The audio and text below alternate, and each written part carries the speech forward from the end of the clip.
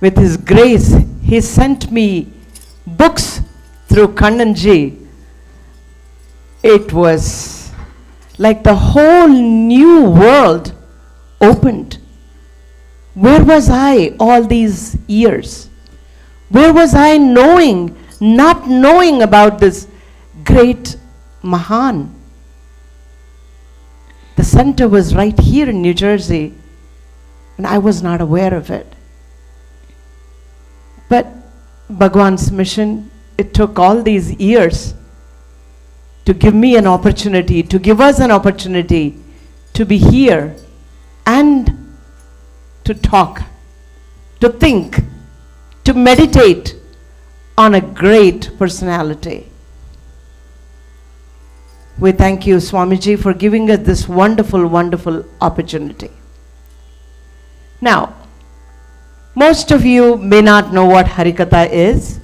Like the introduction was given, as an Harikatha artist, I have a request to make. Harikatha is a dialogue between the audience and the team here. You have to be with us. That's the importance of the storytelling.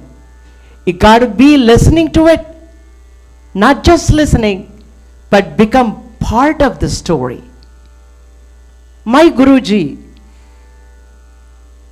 Sri Achyutadasar, he always said, a good Harikatha artist is one who will make the audience get totally immersed in the story. Then only you are successful. Your goal is achieved. So we, Harikatha Dasas, we have a trick. What do we do? So that you don't sleep. In between, we just go, Govinda, Govinda. We scream at the top of our voice, and everyone, all of you must repeat. Don't know when I'm going to say Govinda, Govinda, but when I say Govinda, Govinda, everybody has to repeat it. That is one request. Second request, don't hesitate to clap if you like something.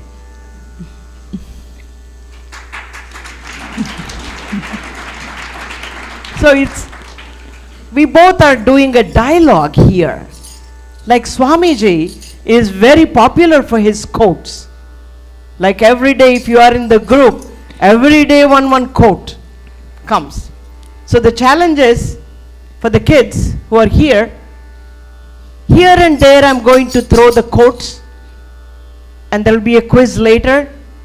We say the quote half and you got to complete it. I'll give you a sample.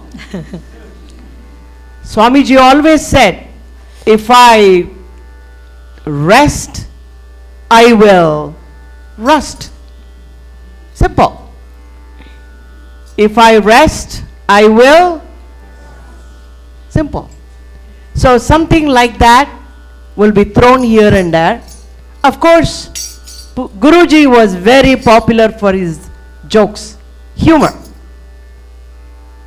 So whenever we throw some jokes here and there, please laugh. And if you like when the Krishna song is there, we have to act like Krishna, think like Krishna, and be in the Gokul. If we talk about Lord Shiva, we got to be in the Kailas looking at Shiva. So just come along with us, move along with us, be with us, and let's all go, and let's all hear and feel Pujya Guruji coming amidst of us, and probably enjoy through your presence, through the kids. He loved the kids. So let's begin with the Ganesha prayer.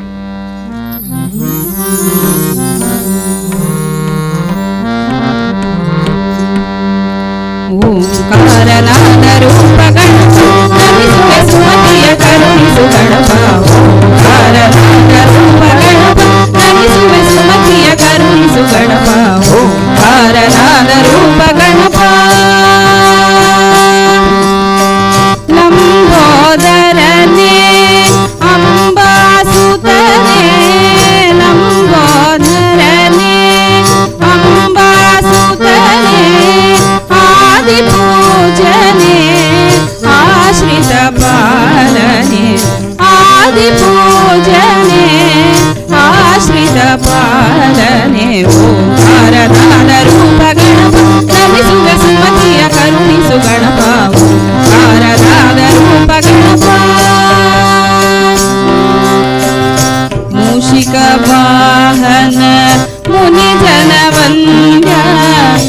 भकुत जन कमल निवास मूषिक वाहन मुनि जन वंद्य भकुत जन कमल निवास पाशांकुशधरने परम पवित्रने पाशांकुशधरने परम पवित्रने अज हरिहरनुत श्री प्रसन्नने अज हरिहरनुत श्री प्रसन्नने ओंकारनाद रूप गणप नमिसुवे सुमतिय करुणिसु गणप ओंकारनाद रूप गणप नमिसुवे सुमतिय करुणिसु गणप ओंकारनाद रूप गणप ओंकारनाद रूप गणप ओंकारनाद रूप गणप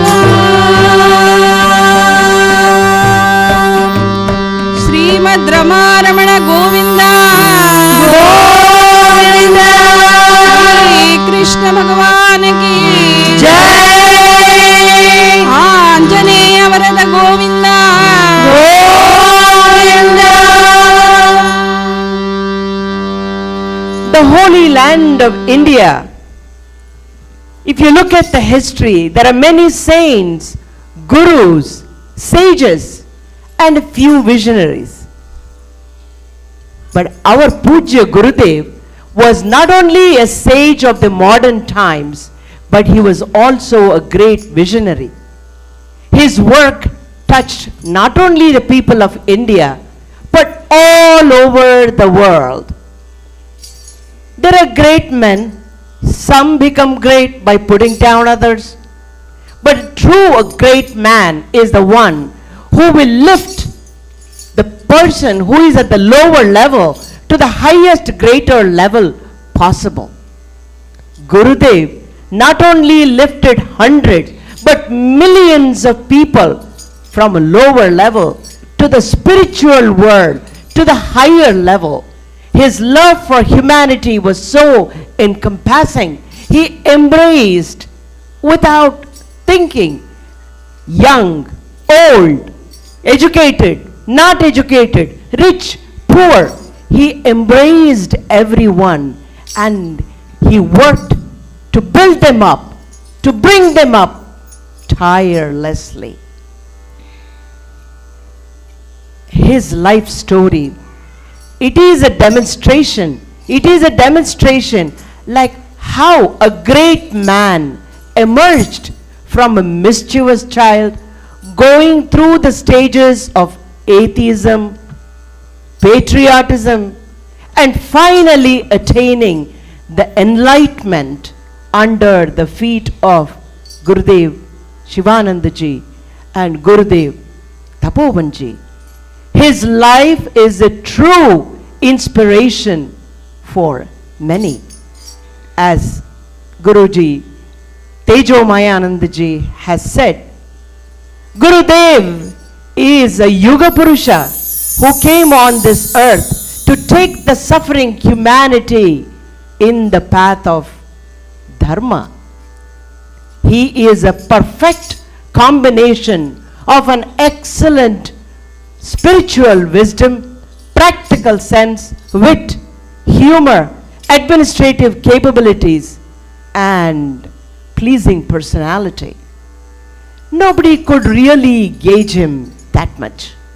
He was a great Vedantic. He was a great Vedantic teacher who taught the tough Vedantic philosophy. He made this tough Vedantic philosophy very simple, palatable, reachable, with his wit, humor, knowledge, and of course, who can forget about his BMI charts examples. Like Swami Akhandananda ji said, हम ऐसे लोगों को वेदांत पढ़ाते हैं जो ईश्वर से अभिमुख है, लेकिन हमारा चिन्मय जी ऐसे लोगों को वेदांत सिखाते हैं, पढ़ाते हैं, वो ईश्वर से विमुख है. As Swami Aradhananandji said, Gurudev's personality is so electrifying. His personality was, he stood like a lightning, spoke like a thunder, and gurgled like a creek. He taught with such crystal clarity. His love for humanity was so much. He embraced everyone, whoever came in touch with him. Gurudev is popularly known for his contribution in spreading the essence of Bhagavad Gita and Upanishad. He said, I will convert Hindus to Hinduism. I will make every Hindu an informed Hindu. I will make every Hindu a better Hindu. I thought you were going to clap.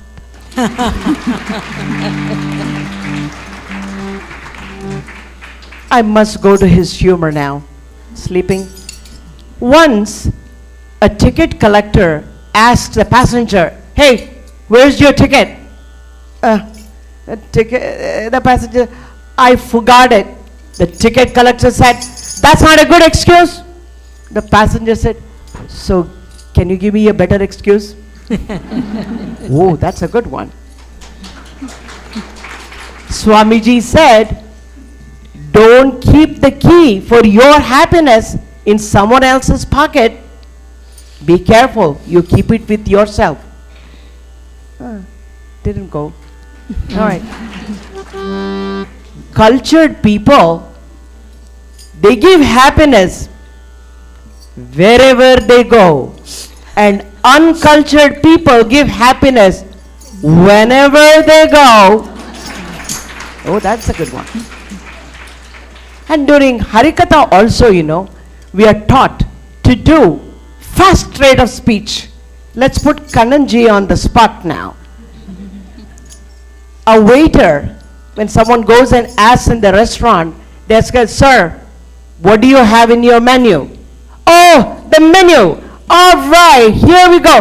Butter naan, garlic naan, chili naan, onion naan, aloo naan, pen paratha, gobi paratha, mooli paratha, onion paratha, paneer paratha, masala, beef masala, aloo gobi, aloo matar, dum, aloo bambi, aloo matar, gobi matar, paneer matar masala, dosa, mysore masala, madras masala, andhra masala, onion rava masala, rava chili, rava tomato rava, coffee, tea, Horlicks.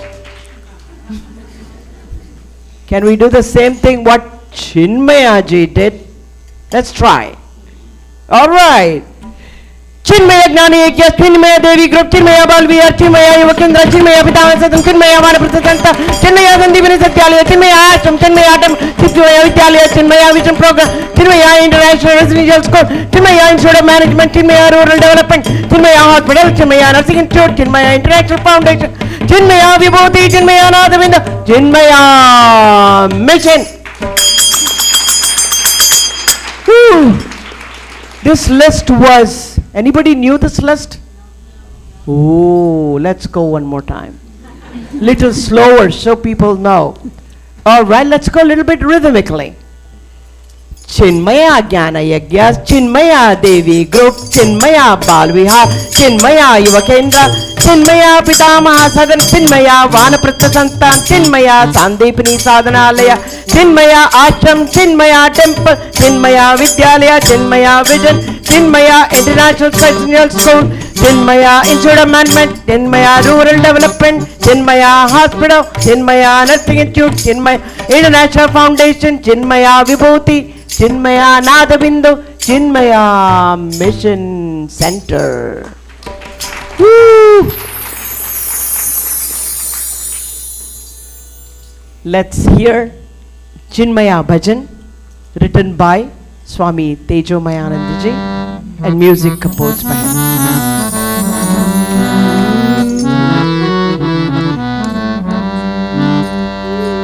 Gurudeva, Gurudeva,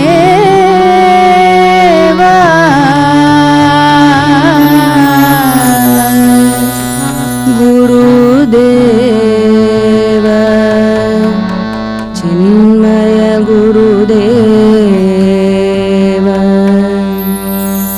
ನತ್ವಾ ಸದ್ಗುರುಪದಾರವಿಂದಂ ಗುರುಮಶ್ಚಿನ್ಮಯ ಮಹಿಮಾಕಾರಂ ಮುಕ್ತಿದ ಮಂಗಳರೂಪಂ ಗುರುಂ ಸ್ಮರಾಮಃ ಸದಾ ಪ್ರಸನ್ನಂ ಚಿನ್ಮಯ ಗುರವೇ ನಮೋ ನಮಃ ಚಿನ್ಮಯ ಗುರವೇ ನಮೋ ನಮಃ ಚಿನ್ಮಯ ಗುರವೇ ನಮೋ ನಮಃ ಚಿನ್ಮಯ ಗುರವೇ ನಮೋ ನಮಃ ಕೇರಳ ದೇಶೇ ಪ್ರಕಟಿತ ಚಿನ್ಮಯ ಬಾಲಕೃಷ್ಣ ನಾಮ್ನಾಯುತ ಚಿನ್ಮಯ ಕೇರಳ ದೇಶೇ ಪ್ರಕಟಿತ ಚಿನ್ಮಯ ಬಾಲಕೃಷ್ಣ ನಾಮ್ನಾಯುತ ಚಿನ್ಮಯ ತಂ ಗುರು ಶಿಕ್ಷಿತ ಚಿನ್ಮಯ ಶೈಶವೇ ಹಿ ಸಂಸ್ಕಾರಿತ ಚಿನ್ಮಯ ಚಿನ್ಮಯ ಗುರವೇ ನಮೋ ನಮಃ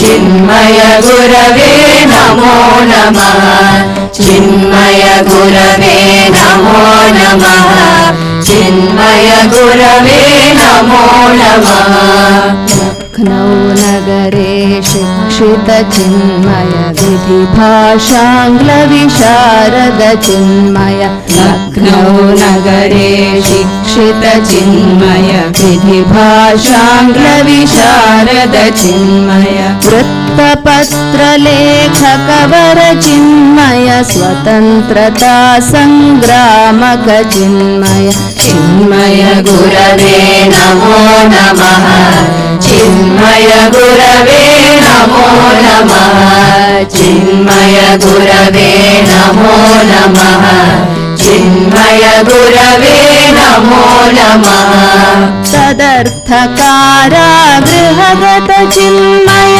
ತತಃ ಶಿವಾನಂದಾಶ್ರಿತ ಚಿನ್ಮಯ ತದರ್ಥಕಾರ ಗೃಹಗತ ಚಿನ್ಮಯ ತತಃ ಶಿವಾನಂದಾಶ್ರಿತ ಚಿನ್ಮಯ ಸನ್ಯಾಸೇ ಗುರು ದೀಕ್ಷಿತ ಚಿನ್ಮಯ ಚಿನ್ಮಯಾನಂದ ವಿಧಾನ ಚಿನ್ಮಯ ಚಿನ್ಮಯ ಗುರವೇ ನಮೋ ನಮಃ ಚಿನ್ಮಯ ಗುರವೇ ನಮೋ ನಮಃ ಚಿನ್ಮಯ ಗುರವೇ ನಮೋ ನಮಃ ಚಿನ್ಮಯ ಗುರವೇ ನಮೋ ನಮಃ ಚಿನ್ಮಯ ಗುರವೇ ನಮೋ ನಮಃ ಚಿನ್ಮಯ ಗುರವೇ ನಮೋ ನಮಃ ಚಿನ್ಮಯ ಗುರವೇ ನಮೋ ನಮಃ ಚಿನ್ಮಯ ಗುರವೇ ನಮೋ ನಮಃ ಚಿನ್ಮಯ ಗುರವೇ ನಮೋ ನಮಃ ಚಿನ್ಮಯ ಗುರವೇ ನಮೋ ನಮಃ ಓಂ ಶ್ರೀ ಸದ್ಗುರುನಾಥ ಮಹಾರಾಜ ಕಿ ಜೈ.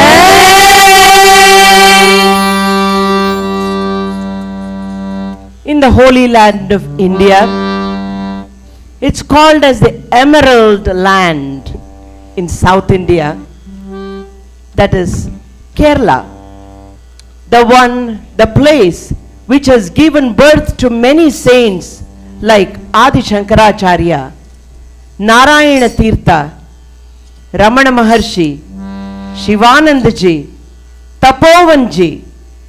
Now that land was getting ready to receive another saint. It was May 8th, 1916. Let's go back to 1916. May 8th. It was a hot summer day. In the evening at 7:30, there was a nice breeze, whispering waves of the palm trees and of the waves, the sound of the waves. The nature received a beautiful cry of a newborn baby. New baby was born to Vadakkai Kurpat Kuttan Menon and Parukutti Amma in Putampalli's house in Kerala. Beautiful baby. It's the first son that's born to this couple. Father was a judge in the Ernakulam city. Beautiful, bright baby was born, like as though Balakrishna was born to them.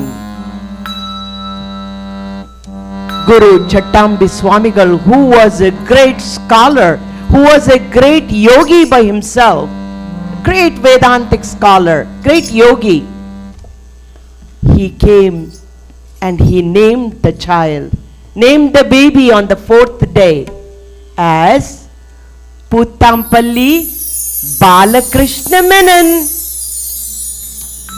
His name was Balakrishna Menon, lovingly called as Balan. The baby was very cute, bright, illuminating the whole place. And Parukutti Amma, the minute she looks at the child, just like Yashoda would love the baby, she would hold the baby and enjoy the baby just like Yashoda. Lalla lori, lalla lori, lalla lori, lalla lori,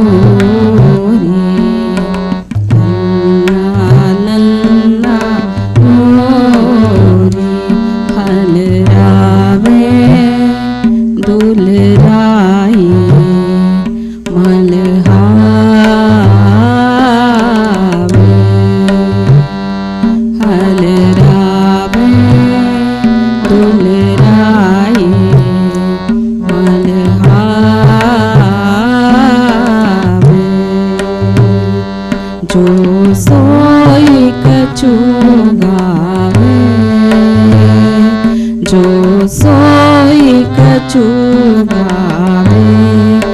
Yashoda Hari पालने जुड़ावे हलरावे दुलराई मलहावे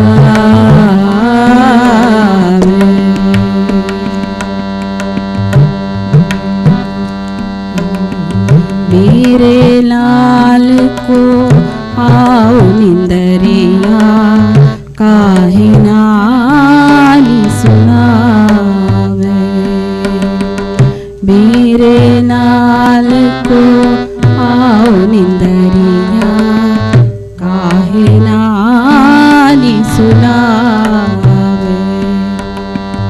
तू काहे ना बेगी सोआवे तू काहे ना बेगी सोआवे तू को कान्हा बुलावे हलरावे दुलराई मलहावे हलरावे दुलराई मलहावे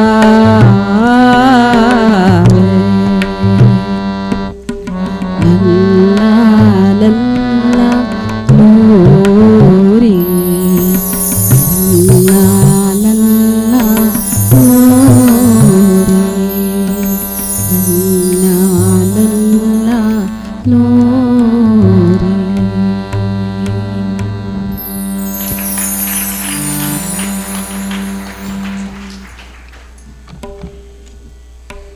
The baby started growing up. Now, Chattambi Swamigal, they started coming more to their house. They want to play with baby Balan all the time. As soon as he comes, Chattambi Swamigal would go, take the baby and then go to the room and put him on his chest, and they would be talking. Chattambi Swamigal would be talking to baby Balan in a strange language. And Parukutti Amma, she was watching this. She went and asked him, "Endana Swamigale, endana ninga samsarikkiru enakku onnum manasilaaganilla." I don't understand what you are talking to him.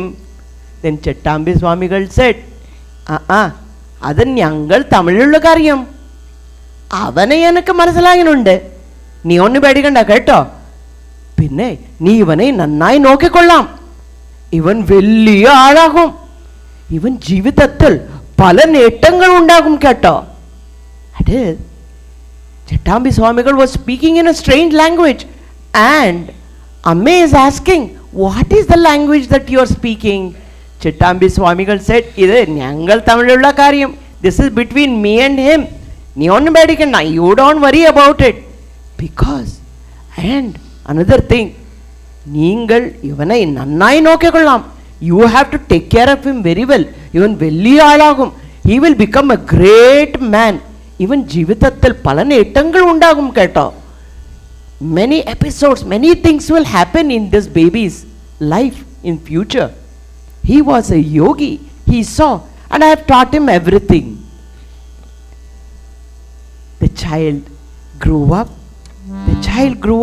He was very charming, brilliant, but mischievous and intelligent. He loved reading, swimming, badminton, everything. Wherever he went, there was always laughter. He would make everyone laugh. After him, he got two young sisters, Padmini and Kanaka. They were born. But in the third child's birth, Balan's mother passed away. He was only about 5 years old when mother passed away. And now all the three children came under the care of Auntie Kuchiyamma. But in the Puthampalli house, there was all extended family there. Aunties, uncles, cousins' children. The house was so full. And the child, these three children, they grew up amidst this extended family, in a loving family. Everyone adored Balan because he was so mischievous. But Balan was very sharp also. Anyone teaches anything to him, he would grasp it right away. And he was a great mimicry artist. He would make all the family members sit down and then act like them and make everyone laugh.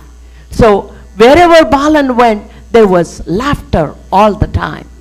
In their house, there used to be very strict. In the evening, everyone should go take bath and they all must sit down for bhajan. And they have to sing bhajan.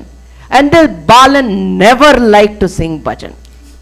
Can you imagine Chinmaya Center not having bhajans? Balan never liked bhajans and he was always complaining to Amme, எனக்கு இது வேண்டாம், Balan ഇവിടെ ഇരിക്കും പാട്, അമ്മ വേണ്ട അമ്മ ഇരിക്കും, you have to sit here and you have to sing. And afterwards, all the children in the big house, they would sit down and now children would just sing bindas. No pitch, no loudness control. Everybody, Krishna, Krishna. Krishna Krishna Krishna Krishna Krishna Krishna Krishna Krishna Mana Mohana Krishna Krishna Mana Mohana Krishna Krishna Mana Mohana Krishna Krishna Mana Mohana Chitta Chora Radha Jeevana Chitta Chora Radha Jeevana Chitta Chora Radha Jeevana Chitta Chora Radha Jeevana Megha Shyama Madhusudana Megha Shyama Madhusudana Megha Shyama Madhusudana Megha Shyama Madhusudana Radha Kanta Yadunandana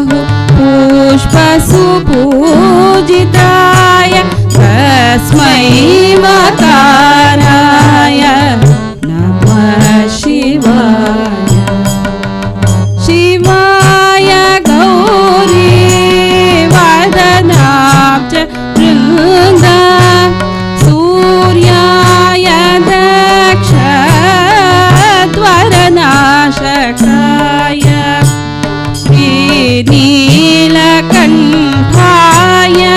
वृषध्वजाय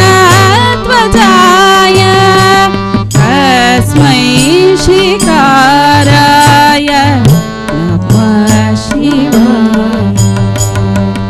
वसिष्ठकुम्भो भवगौतभार्य मुनीन्द्रदेवार्चितशेखराय चन्द्रार्कवैश्वानरलोचनाय तस्मै वकाराय नमः शिवाय। यज्ञस्वरूपाय जटाधराय पिनाकहस्ताय सनातनाय दिव्याय देवाय दिगम्बराय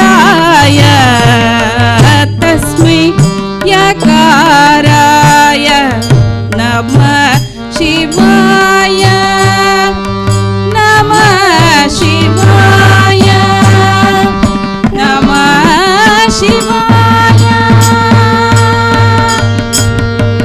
नमः शिवाय।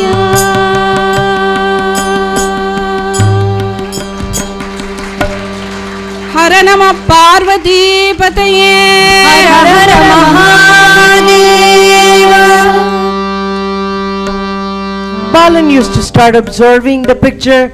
Oh, this has the long hair and it has 3 eyes. He also has a snake in his neck.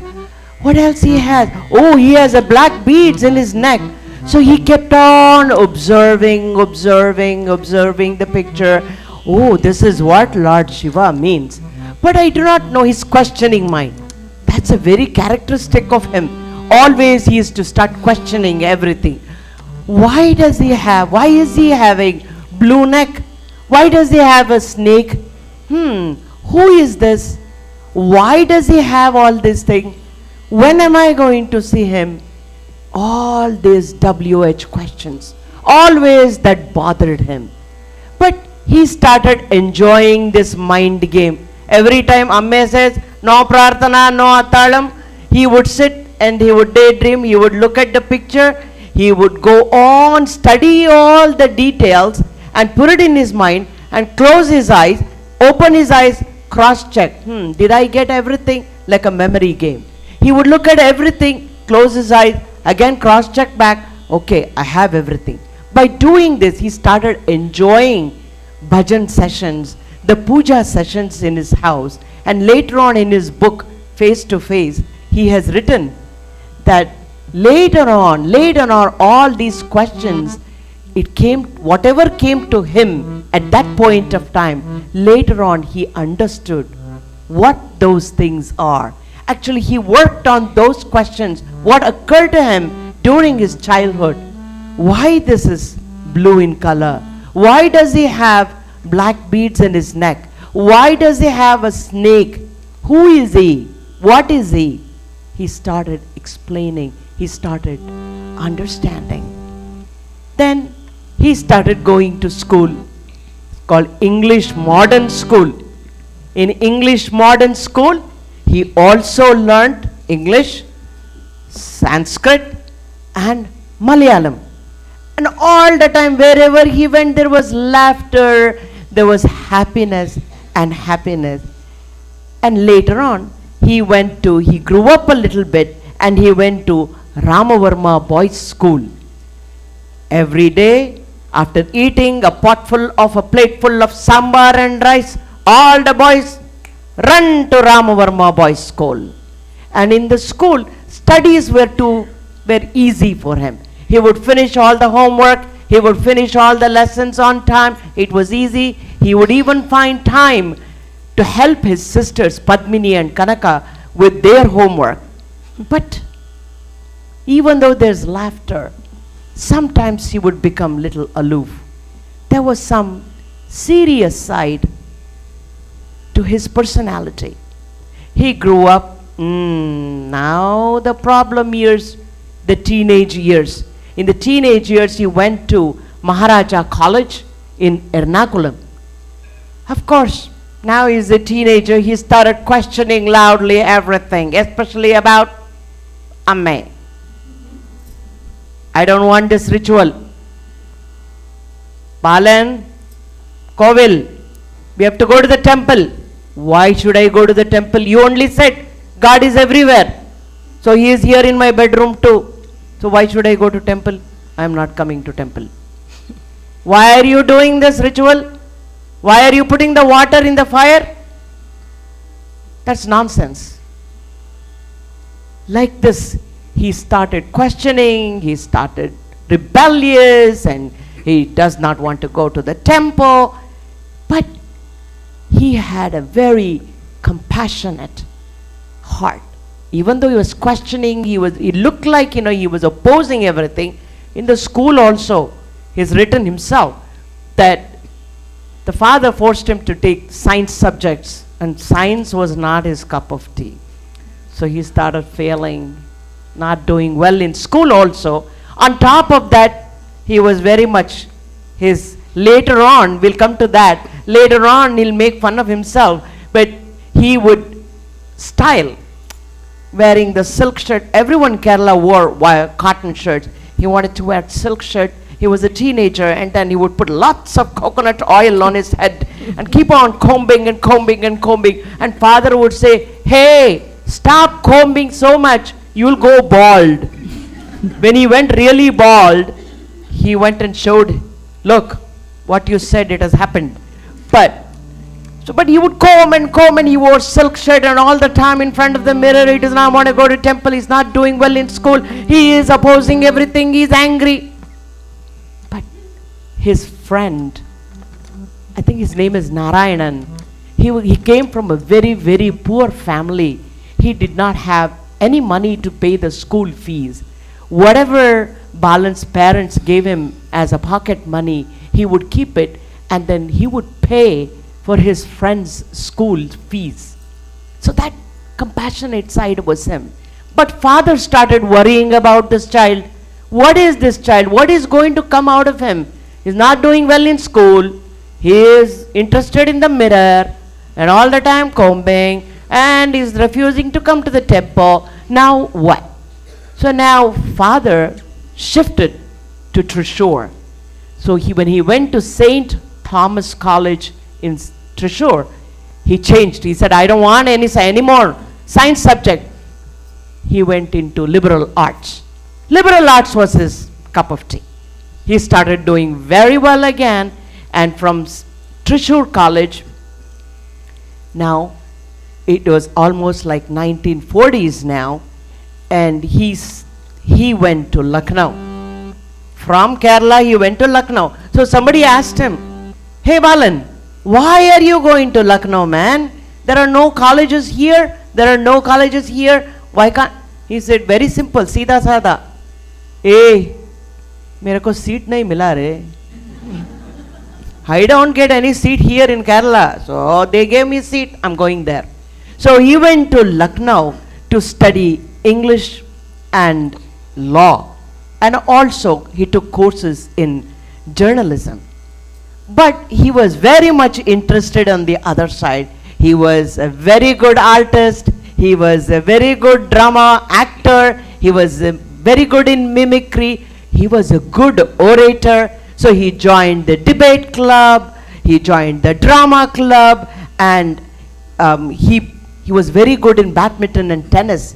And he represented his tennis team at university level competitions. So he started engrossed in extracurricular activities because it was the English subject and the liberal arts. He started doing very well. Now imagine in college a guy who is extremely looking very handsome, thin and tall, and who is a good orator, who dresses up very well, and is a very good actor, and who became a very popular guy. Everybody like, "Oh, do you know Balan? Oh, you don't know Balan? Oh, you know Balan?" That type of thing. If you know Balan, you're like, You're my friend. You don't know Balan. Type. So he became a very popular guy. But on the other side, around 1942, things were on the other side in the outside world. The India was still being crushed under British rule, and things were going bad. And Mahatma Gandhi had set up Quit India movement. He had set up Quit India movement. How can our Balan, who is a good orator, how can he stop himself? And he started writing pamphlets. About Quit India movement, about supporting India, and he started giving speeches to the students. And those days, as soon as this movements and marches, demonstrations, protests started, Balan also joined. He encouraged all the college students to come along with him and join the movement. He gave a slogan too along with it. Hey British, ये हिंदुस्तान ये हमारा है, ये हिंदुस्तान हमारा है, दूर हटो, दूर हटो, दूर हटो।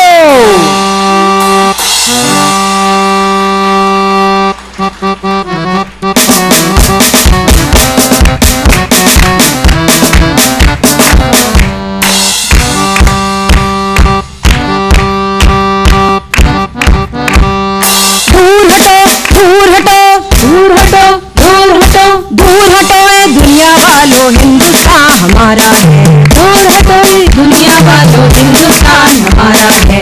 आज हिमालय की चोटी से फिर हमने ललकारा है, आज हिमालय की चोटी से फिर हमने ललकारा है। दूर हटो, दूर हटो, दूर हटो, दूर हटो, दूर हटो दुनिया वालों, हिंदुस्तान हमारा है। दूर हटो दुनिया वालों, हिंदुस्तान हमारा है।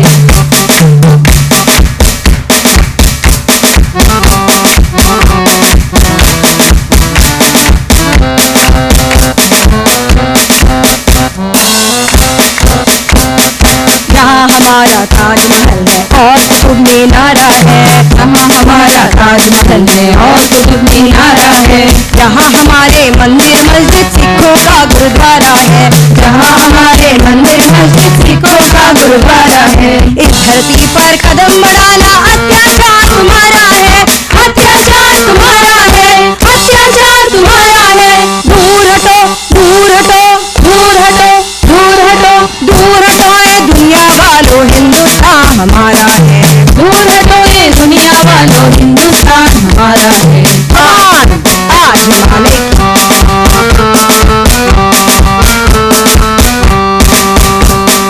शुरू हुआ है जंग हमारा, जाग उठो हिंदुस्तानी, तुम न किसी के आगे झुकना, जर्मन हो या जापानी, जर्मन हो या जापानी। आज सभी के लिए हमारा यही कौमी नारा है, आज सभी के लिए हमारा यही कौमी नारा है। दूर हटो, दूर हटो, दूर हटो, दूर हटो, दूर हटो दुनिया वालों, हिंदुस्तान हमारा है। दूर हटो दुनिया वालों, हिंदुस्तान हमारा है। आज हिमालय की चोटी से फिर हमने ललकारा है, फिर हमने ललकारा है। दूर हटो, दूर हटो, दूर हटो, दूर हटो, दूर हटो दुनिया वालों, हिंदुस्तान हमारा है। दूर हटो दुनिया वालों, हिंदुस्तान हमारा है। हिंदुस्तान हमारा है, हिंदुस्तान हमारा है, हिंदुस्तान हमारा है, हिंदुस्तान हमारा है, हिंदुस्तान हमारा है, हिंदुस्तान हमारा है, हिंदुस्तान हमारा है, हिंदुस्तान हमारा है, हिंदुस्तान हमारा है, हिंदुस्तान हमारा है, हिंदुस्तान हमारा है, हिंदुस्तान हमारा है, हिंदुस्तान हमारा है, हिंदुस्तान हमारा है। दूर हटो, दूर हटो, दूर हटो।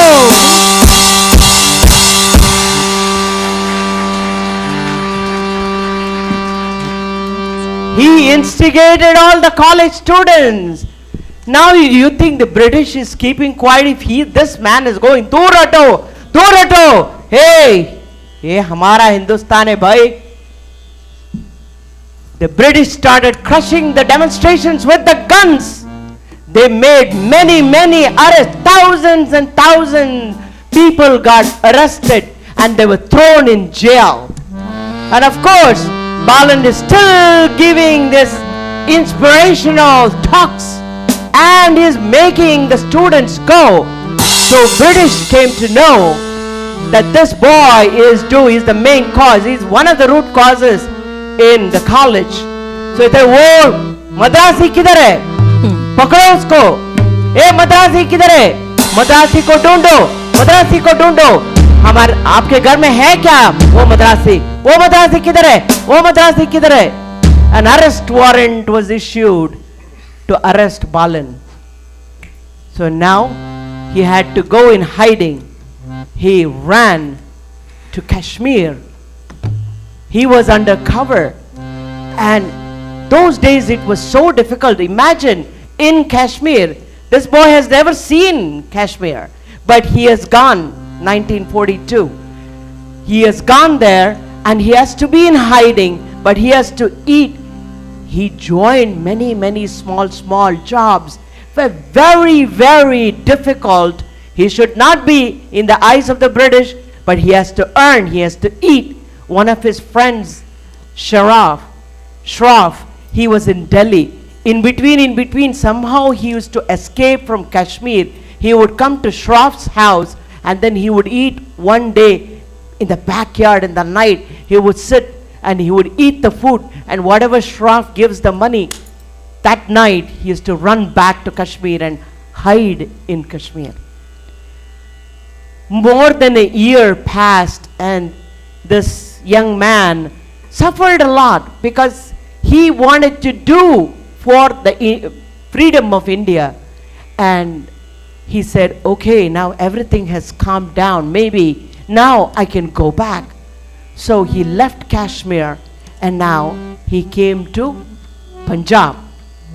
Do you think in Punjab he is in hiding? He said, British, akal nahi hai uske paas. They forgot everything about me, who this Madrasi is. Nobody is looking out for Madrasi anymore. Their list is over. So he started again. He started writing the pamphlets. He started giving, hello, mic testing, how are you? Started giving lectures. British, do you think they forgot? वो मद्रासी आया है, पंजाब में है, अटक गया है वो, पकड़ो उसको. They caught him. They caught him in Punjab and they threw him into the jail. And this jail was already overcrowded. There was no ventilation. There was no hygiene. There was no food. And the British, whenever they want, they can just take one guy out of the thing in the pretense of questioning. They would beat them, and they would kick them with their shoes. All kinds of atrocities of these freedom fighters. And he could hear, if he is not pulled out of the crowd to be kicked, he could hear his roommate or he could hear his jailmate screaming. He could hear. It could be one day his turn too, or all that suffering in the jail, and there was no food. They would just drag them out, beat them, and put them back in the jail again. Now, Balan started thinking, what is this? I saw this roommate yesterday, but then I saw his dead body going out of the prison. He was alive with me, and I could hear his voice screaming when the British were kicking him, screaming, Jai Bharat Mata ki, Jai Bharat Mata ki, Jai Bharat Mata ki, boom, boom, boom. They are hitting. But today, he's not there. He's gone. What is this? Today there is life, and tomorrow there is death. What has happened? What is this? Life is so temporary. Life is so temporary. And what is so permanent then? Is there anything that is permanent? If so, what is it? in the jail, he was thinking, and he was contemplating in his mind and heart. And as there was no ventilation, no hygiene, overcrowding, now there was a disease inside the prison. Balan fell sick with a typhus fever. He became so sick, there was no medication or anything, and he became so sick, he was in the verge of dying. The death was coming closer to him. Now the British officers, they looked at him and they said, there is no chance for this fellow, this Madrasi, to survive. He is going to die anyway. We don't want another person to die and be added into our list of prison death. Anyway, he is going to die. So let us take him out and throw him out. Anyway, he is going to die on the tree. Let him die on the street. So that night he was almost like unconscious, so weak even to talk, even to get up. They dragged him out of the prison. They dragged him out of the prison and they threw him on the street in the outskirts of the city. He lay there, high fever, did not have any energy, just kind of like waiting to be dead, to be gone. But God did not wish that. His destiny was something different. His mission in life for Chinmaya Center has not even started yet. How can he die? At that time, a car came by. There was a lady in the car. The headlight of the car, they fell on Balan, who was like moaning and groaning and he's lying on the floor. When the headlight fell on his face, it looked like her son's face. Especially Balan's nose looked exactly like her son's nose. Her son was dragged into the army very recently and she was like missing the son. As soon as he saw this young man, she said, oh, he is like my son.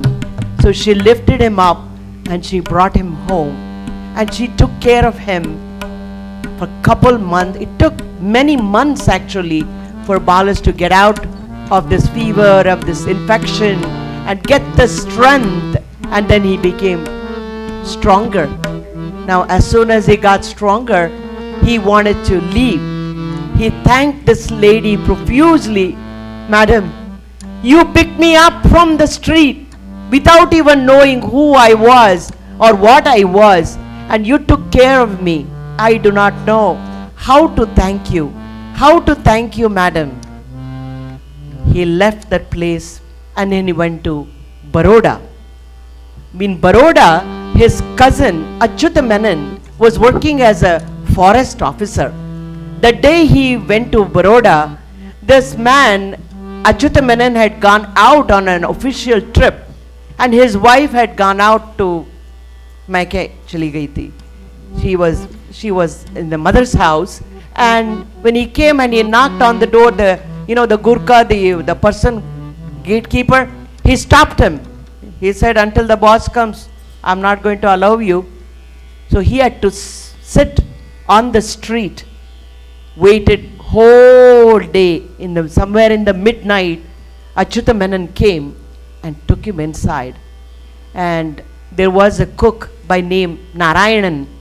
He writes very fondly about Mr. Narayanan and his cooking, Kerala style cooking. And he said, oh, he made idli, vada, sambar and rice and all, avial and everything. So every day Narayanan cooked good food, and he started regaining his strength. And when he sat there, he said, again, he had to write. When he went on the streets, he saw many Indians. Even though India was a rich country then, there were many Indians like beggars, and there were especially the people who attracted him was the cobbler, the shoemaker. You know, when your chappal gets torn, you go there and you get them repaired. They sit on the street and they put boot polish to the British people, you know. So he was very much, when he looked at it, his heart cried for him. So under the name of Mochi in Hindi means a cobbler. Under the title, under the pseudo name of Mochi, he started writing about the atrocities of the British and how the Indian people are suffering under their hand under the name of Mochi. And of course, the newspapers, they wanted this spicy material, and they published all his articles, and they gave him some money also. So he made some money, and now, you know, he came back to his college. He came back to his college, Lucknow, and now he completed his master's degree in English and honors in journalism. After this, he got a job in National Herald. He became one of the sub-editors. He joined National Herald. And now he has a job, and his passion to talk about the truth, his desire to join the independent movement, he started writing. He started writing openly. He was not afraid. He was not scared of anything. In Tamil and Malayalam, when you ask someone, Pediundo, he will say, Achamillai, Achamillai, I'm not afraid, I'm not afraid. Achamillai, Achamillai, Achamillai.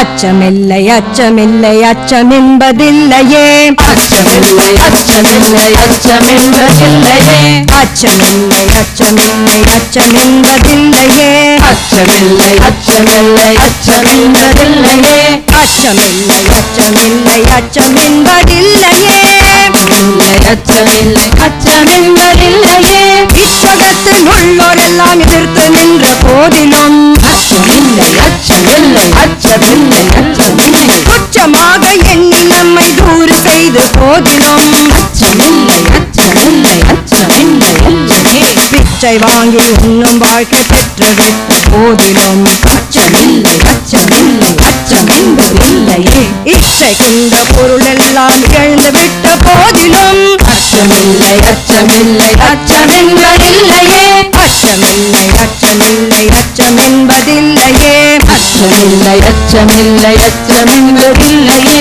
அச்சமில்லை அச்சமில்லை அச்சமென்பதில்லையே அச்சமில்லை அச்சமில்லை அச்சமென்பதில்லையே அச்சமில்லை அச்சமில்லை அச்சமென்பதில்லையே அச்சமில்லை அச்சமில்லை அச்சமென்பதில்லையே அச்சமெந்த கொங்கை மாத கண்கள் வீசும் போதிலும் அச்சமில்லை அச்சமில்லை அச்சமென்பதில்லையே நச்சவாயிலை கொணர்ந்த நம்பரூட்டு போதிலும் அச்சமில்லை அச்சமில்லை அச்சமென்பதில்லையே பச்சையூரடைந்து வேற்படைகள் வந்த போதிலும் அச்சமில்லை அச்சமில்லை அச்சமென்பதில்லையே உச்சி மீது வானிடந்து வீழுகின்ற போதிலும் அச்சமில்லை அச்சமில்லை அச்சமென்பதில்லையே அச்சமில்லை அச்சமில்லை அச்சமென்பதில்லையே அச்சமில்லை அச்சமில்லை அச்சமென்பதில்லையே அச்சமில்லை அச்சமில்லை அச்சமென்பதில்லையே அச்சமில்லை அச்சமில்லை அச்சமென்பதில்லையே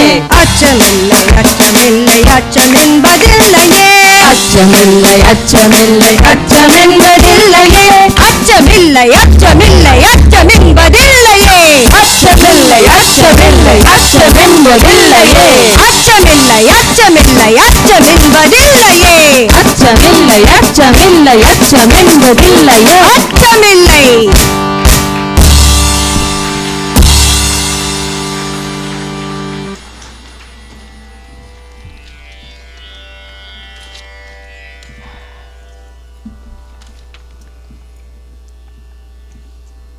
Now, even though he started writing, because he was an excellent, handsome looking, very good orator, And now this I'm not afraid of kind of a thing, and he could crack jokes at any time he wants. He became again a very popular man in the elite clubs. In all the local clubs, they started inviting him. In all the parties, they started inviting him. And he would go, he would give a talk, people would gather, and then he would start talking very openly about the way the British are crushing the Indians and how the Indian people's culture, their social values, their family values, how everything is being crushed, the reality of the situation, he would just blabber about, and he would make the party very interesting. So he was being invited into all these rich people's parties also. There was so much of talk about the jewelry. There was so much talk about, oh, I don't want this. Oh, I don't want that. Oh yeah.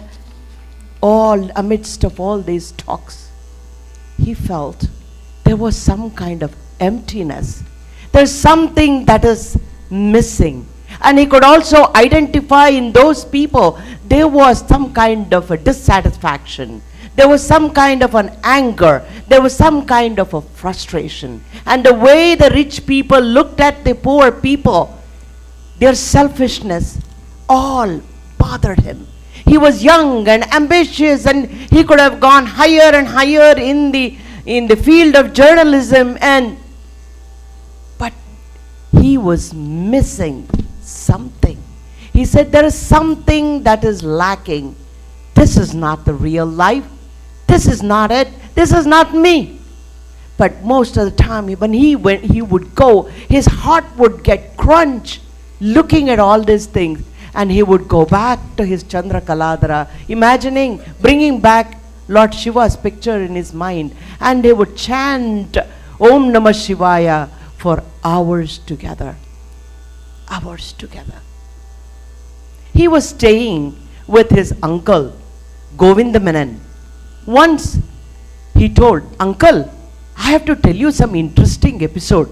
In 1936, Uncle, when I was in end of high school, I got a discounted railway pass to travel in the train all over South India. So I was enjoying myself. I'm a talker. I'm, going and visiting all these places, seeing a lot of people, many people. Once when I was traveling like this in South India, all the people in my cabin, they all ran to one side and they were all looking through the window. I asked them, why are you looking? What are you looking? And they said, oh, look there. That red mountain that you see is the sacred mountain, Arunachalam, Tiruvannamalai. This is the center of earth according to Puranas. You know that Arunachala hill has become very popular because of sage Ramana Maharshi. Arunachala Shiva, Arunachala Shiva. Arunachala,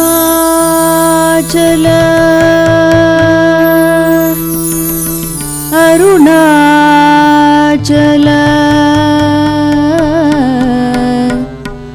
Arunachala,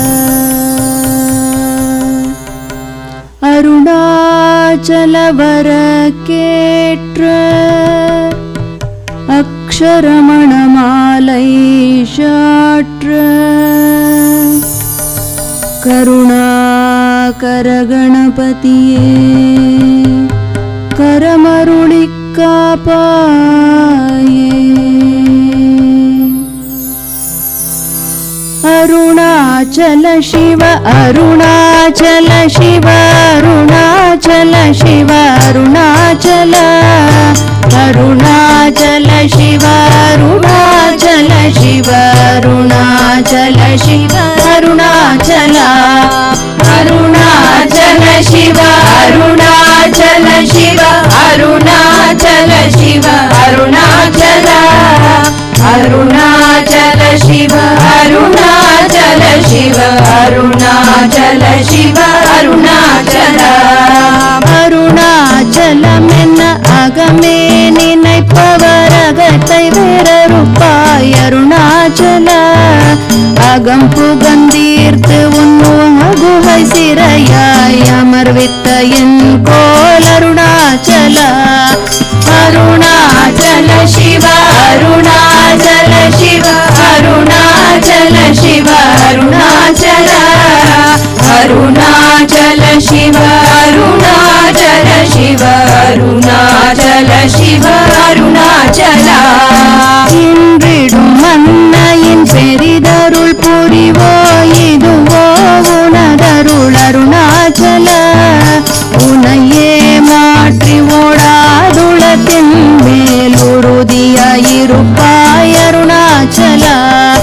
Arunachal Shiva Arunachal Shiva Arunachal Shiva Arunachala. Arunachal Shiva Arunachal Shiva Arunachal Shiva Arunachala.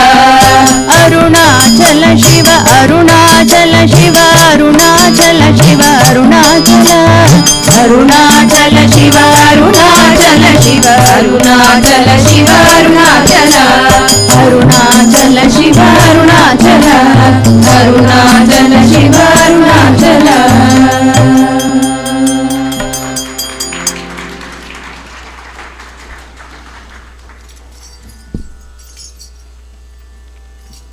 I was an atheist, but still the word Maharshi attracted me. So when everyone got down, even I got down. And then I followed them. It was a hot day in June. I walked and walked for a couple hours. And finally I came to a small hut where all these people entered. When I entered, my eyes got blinded. But after some time I saw people sitting. So there was some place in the front. So I went in the front. I don't know what it is or who it is. I just went and sat down. When I looked up on a bench, a man was sitting with a beard, with his eyes closed. He was bare chest, barely wearing anything. He had a small loin cloth on his waist, and that's it. His eyes was closed. This is what Maharshi is. I looked around. Everybody is looking at him. So even I looked at him. And he, at that moment when I was looking at him, he opened his eyes.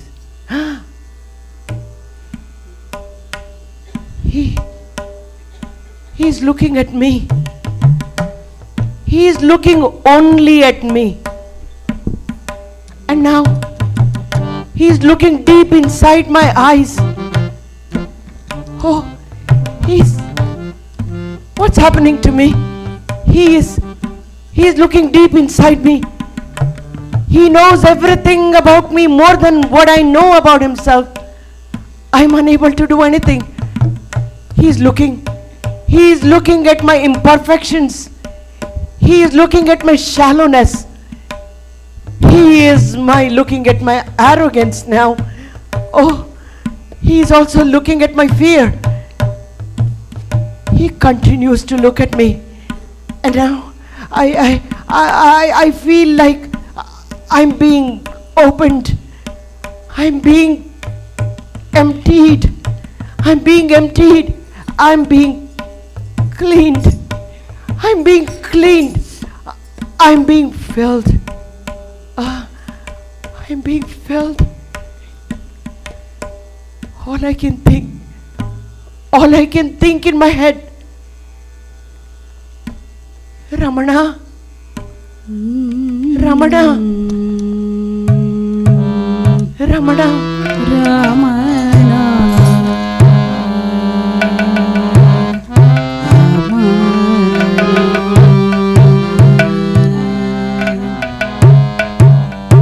நினைந்து நினைந்து உன்னை நிறையும் நிறையும் மனம், நினைந்து நினைந்து உன்னை நிறையும் நிறையும் மனம், கண்ணீராய்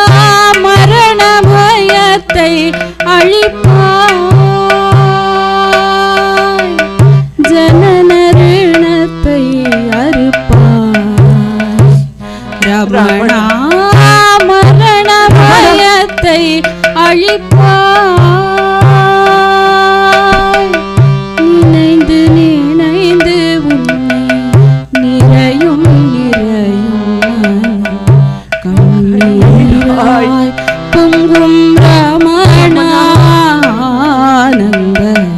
கண்ணீராய் பொங்கும் Ramana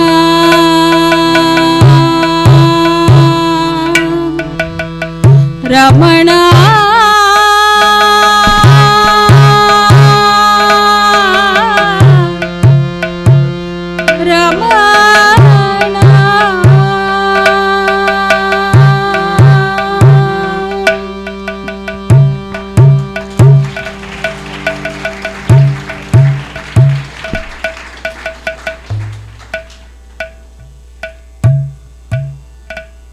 He closed his eyes. He closed his eyes. What's happening to me? Something happened. What's happened? I should not have come here. I should not have come here. No, no, no, no, no, no, no. That, he must be a hypnotist. He must be a hypnotist. Nothing happened to me. Nothing happened to me. Nothing. Nothing.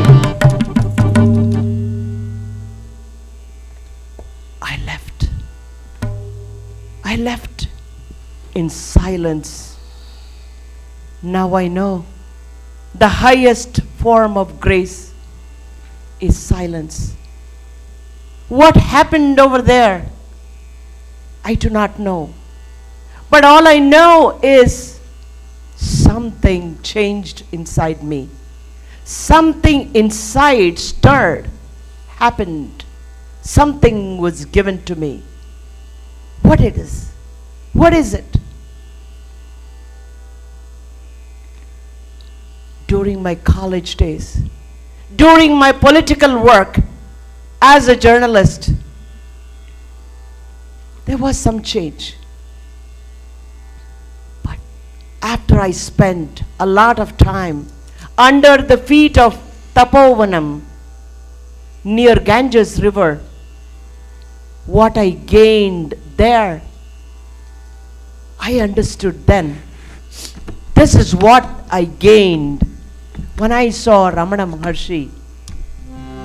He gave me what I achieved now, then, with just a mere look. Uncle, this is what happened to me. He narrated this to his uncle Govindan. Anyway, Balan had started reading both European philosophy and Indian philosophy, and especially the books by Sivananda Maharaj, by Vivekananda, by Ramatirtha, by Ramana Maharshi. But the most book that impressed him was by Sivananda ji, who said, serve, love, meditate, realize. Who said, be good, do good. Ahimsa paramo dharmaha. Do not hurt anyone. He also said, serve the sick and the poor. It is like serving the Lord. His golden words: serve, love, meditate, realize, and be free. His book attracted him. Then he started listening and talking to many other saints and sages. He felt, some things are not matching here. Are they really telling me the truth here? The questioning Balan, the teenage Balan came out now again. These saints are not telling what they're doing. Is it really true? What is spirituality? How is it related to my life? Does it make any sense in our real life situation? In our day-to-day living? Does it happen? I must test it out. I must test all these saints and Swamijis. I must expose them all. It'll be a nice column for my article, nice article on my newspaper. So, I will go to the source. I like Sivanandaji's books. So I will go there to his ashram. I'll check it out.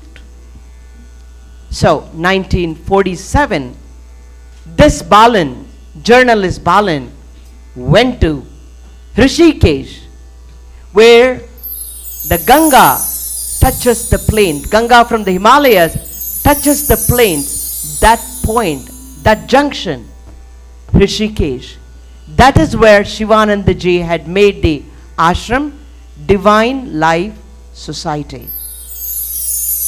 That's where the ashram was, and that's where this beautiful Ganga. He arrived by train near Rishikesh, near Ganga. Jai Ganga Mata. Ganga Mai ke Jai. Om Jai Gange Mata, Shri Jai Gange Mata, Jo nar tumko dhyata, Jo nar tumko dhyata, अनवांछित फल पाता. ओम जय गंगे माता, ओम जय गंगे माता, श्री जय गंगे माता. जो नर तुमको ध्याता, जो नर तुमको ध्याता, मनवांछित फल पाता. ओम जय गंगे माता. चंद्र सी ज्योति तुम्हारी जल निर्मल आता, मैया जल निर्मल आता. शरण पड़े जो तेरी, शरण पड़े जो तेरी, तो नर तर जाता. ओम जय गंगे माता. पुत्र सागर के तारी सब जग को ध्याता, मैया सब जग को ध्याता. कृपा दृष्टि तुम्हारी, कृपा दृष्टि तुम्हारी, त्रिभुवन सुखदाता. ओम जय गंगे माता, ओम जय गंगे माता, श्री जय गंगे माता. जो नर तुमको ध्याता, जो नर तुमको ध्याता, मनवांछित फल पाता. ओम जय गंगे माता, ओम जय गंगे माता, ओम जय गंगे माता.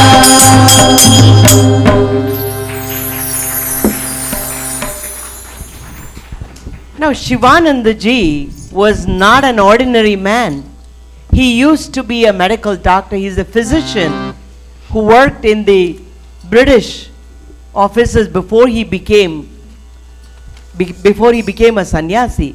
Not just that, he has written 296 books on yoga, Western philosophy, health, mythology, fine arts, anthology. Like this, he has written many, 296 books. And when Balan went there with a questioning mind to expose them, the minute he entered the ashram, the minute he met Swamiji, he was like pulled himself back. Swamiji's dignity, his brilliancy, his intelligence, and his presence giving this elevating spiritual experience. The aura, the aura of divinity around him, it totally mesmerized him. He looked at him and he said, this man is full of wisdom. He does what he says, what he writes. Not just, and he serves the guests. He makes the tea and welcomes the guests. He welcomed Balan and he made sure that Balan is well fed, and he himself made tea and gave it to him. And then he said, I'm going to the clinic. He goes, what he said, serve the sick and the poor. He had a huge clinic. He would go, and all the poor people, sick people, he would treat them free of cost. And the ashram was not at all like what Balan had in mind. It was very dynamic, very active ashram. There was so many social projects, spiritual projects that were being done in the ashram. But still, there was tranquility. I must tell you, as I walked in today into this center, there was so many people walking around, running around, somebody giving water and some brownie or something, and somebody is praying. But still, there was the shant. I'm like, I was trying to put in my mind when I read about how Sivananda, the ashram should be when he is explaining. When I was reading in the book, this is what it was. Honest to God, that's what I felt. There was so much of commotion that was going on over here, but when you entered, you could feel the peace. You could feel that shantatva. We could talk. I started whispering. There was nobody here, but I started whispering to Umaji and Ramya. And he said, you can talk loud, nobody's here. But like that. So his preconceived idea about saints, about spirituality, about why I'm going to expose them all, thought went through the window. He came back to Delhi as a changed man. But meanwhile, as he was observing the ashram and assessing, in quote, the Swamiji also was observing Balan. He's a yogi, knower of all. He knew the inner potential of this Balan, what he can, what he will, or what he is going to do. So even he used to make fun with Balan. Balan, endana? You also become a sannyasi like us. Become a Swami. Come on, Balan. God gave you so much of intelligence, Balan. Why don't you use it for him? Use that intelligence for him. Come on, Balan. Those words were ringing in his ears. When he came back to Delhi, there was a call from Swamiji again, because Swamiji's 60th birthday was happening, and they wanted someone to edit the magazine that is going to be written, made for this function. So they called him back. So he went back again to Rishikesh, and he spent, after the birthday celebrations were over, he stayed back. And one day he was attending the discourse given by Swamiji, and Swamiji looked up at him. Balan, come over here, man. Come and give little speech. Huh? He looked, huh? Speech? Me? I can only write. I cannot talk. What is this, Balan? You are an English postgraduate. You have a master's degree in English. You have honors in journalism. Come on. You can't give me a speech. Come on, give me a speech. It can be anything. It can be your, coming to Rishikesh in the train. It could be your journey to here, or it could be you staying in the ashram, your experience.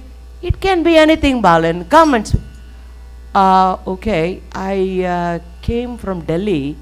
I landed in Rishikesh. Topic is over. So he was tongue-tied actually. Gurudev can you imagine? Gurudev says himself, I could not speak anything. I didn't know what. And Sivananda ji left the class and he said, Balan, tomorrow again I'm going to call you, okay? And then he turned back. He writes it very beautifully in the book, Face to Face. Very beautifully. He said, Sivananji, I was like, why is he putting me on the hot spot? I'm not putting you on the hot spot. So, why are you putting me in the hot spot? Okay, now, okay, Balan, you're going to speak. The topic is going to be Shreyas and prayers. Huh? Whole night. He said, go to the library. Shreyas and prayers. Talk about it. Balan prepared very well. And he went up and he gave a big, nice speech. Shreyas means it's very good to the senses. And, oh no, Shreyas means it is very good to Atman. And prayers, the opposite of Shreyas, it is good for the senses. He did prepare well. And he gave a good speech. Good Kaitattal for Gurudev for that, his first speech. So he gave a good speech, and now he collected lots of books by Sivananda and came back to Delhi. Now he started writing in his newspaper column about religion, about philosophy, about sages, and he wrote the very impressive factor about the books of Sivananda is his contagious self-confidence and convincing methods. He convinced me. However, when he came back to Delhi, remember his friend Shroff, the guy who helped him in Delhi when he was in hiding, giving him money, giving him food. He was having a terminal illness. He was on the deathbed. Shroff was one of his best friends. He was dying. He has a family. He has his wife. He has children. He has parents. He has everything. He has a status. He has a good job. But still, he is dying. What is this? He worked all his life to maintain a family, to have a family, and to have a good job. But now he is leaving all of this and is dying. Shroff passed away. Shroff died. His parents were very old, so they requested Balan, can you take the asti, the ashes, and can you put it in the Ganga for us? We are unable to travel.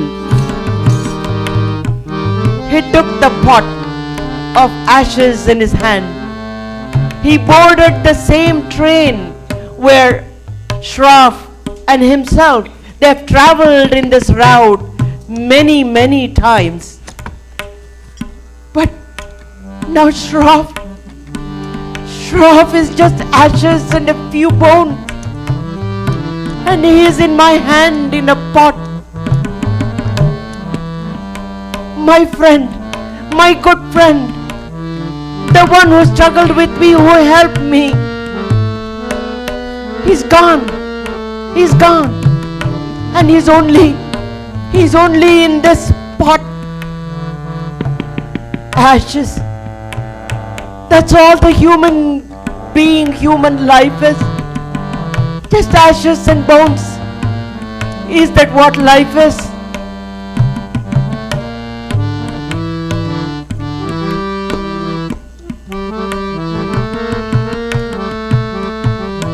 But he thought and he sighed, oh mind, oh heart, cry as much as you want. Cry as much as you want. Feel as much as you want. But remember to come back to the equilibrium. In life you have to be like a round bottom doll. The bottom doll, wherever you push, it will go in that direction. It will rotate. It will go forward, backward. But then it will come back to its equilibrium. I must come back to my equilibrium.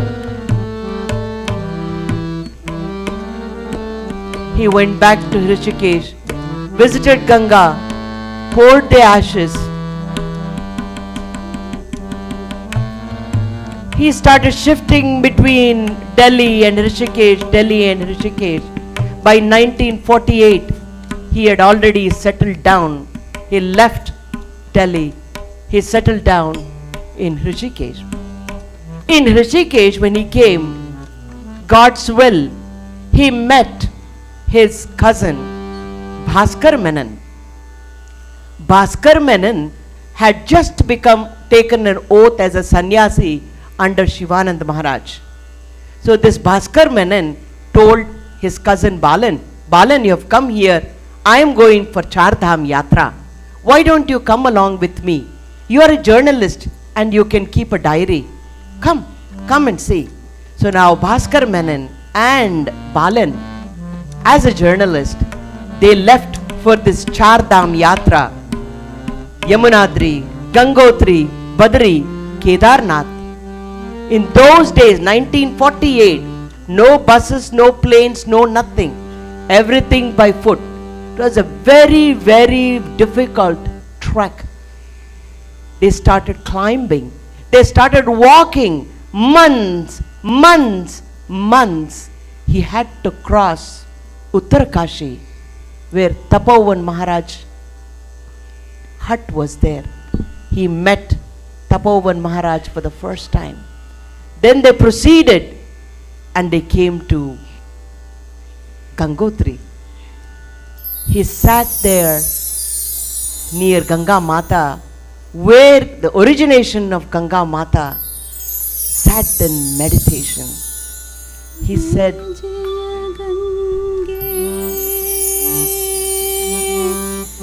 Jaya Haragange, Jaya Jaya Jaya Jaya Jaya Haragange,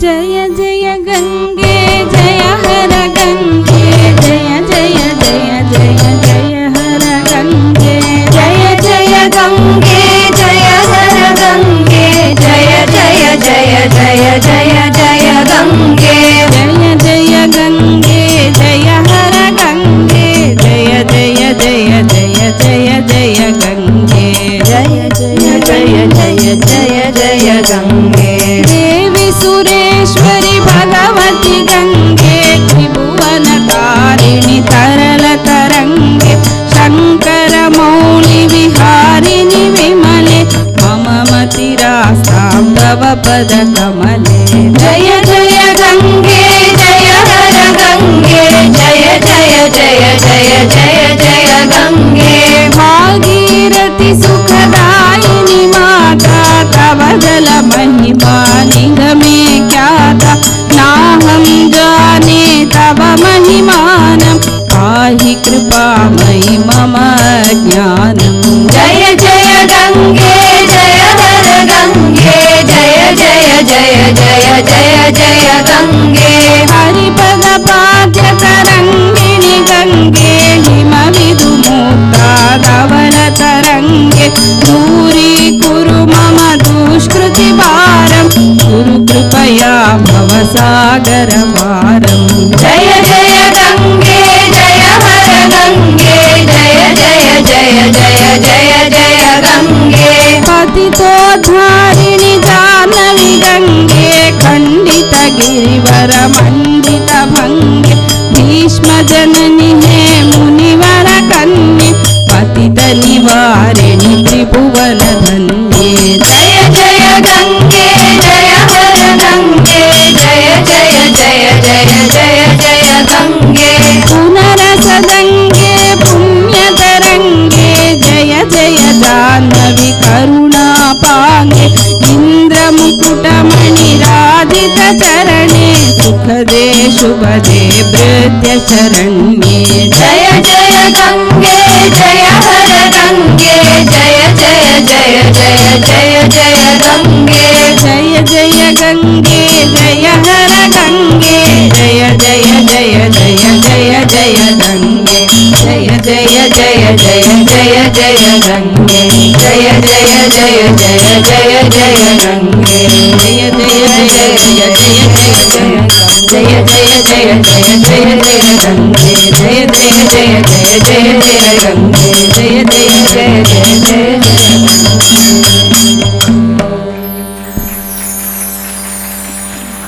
He sat for 2 hours and he could feel the bliss of Ganga. Even though Bhaskara Menon finished his trekking and he left, he stayed in Gangotri for some more time. He met many sages and saints and talked to them, which all these conversations with these holy men cleared his mind. He knew what he's supposed to do. He came back to Shivanandaji's ashram and he told him, Swamiji, I am ready to take sannyasam. Swamiji instructed him to write a letter to his father. He wrote a long letter to his father explaining why he wants to become a sannyasi. And his father, though he was surprised in the beginning, he said, this Balan will do what he wants to do. Anyway, he's going to do it. So he gave permission. And on 25th February 1949, along with 3 other people, he stood in the freezing water taking the oath.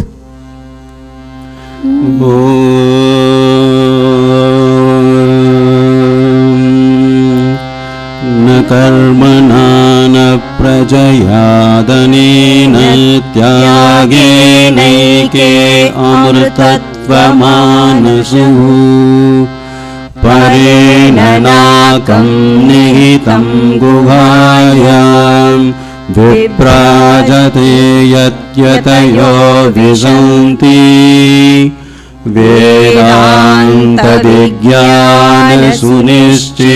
वेदान्तविज्ञानसुनिश्चितार्थात् संन्यासयोगात् यदयत्शुद्धसत्त्वाः ते ब्रह्मलोके तु परान्तकाले परामृतात् परिमुच्यन्ते सर्वे दग्रं विभावं परमेश्वभूतं यत्पुण्डरीकं पुरमद्य सग्रस्तम् तत्राभिदग्रं गगनं विशोकस्तस्मिन् यदुपासितव्यम् यो वेदादोस्मरप्रोक्तो वेदान्ते च प्रतिष्ठिताम् तस्य प्रकृतिलीनस्य यः परस्य महेश्वरः ॐ भूसंन्यास्तमयम् Physical world renounced. ॐ भुवः संन्यास्तमयम् Astral world renounced. Om सुवः संन्यास्तमयम् Celestial world renounced. I renounce all the desires, name, fame, family.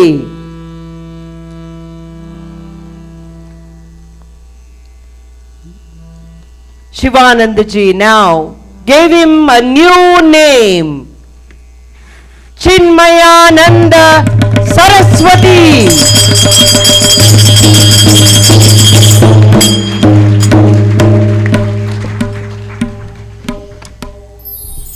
Under Shivanandaji, he started studying all the scriptures.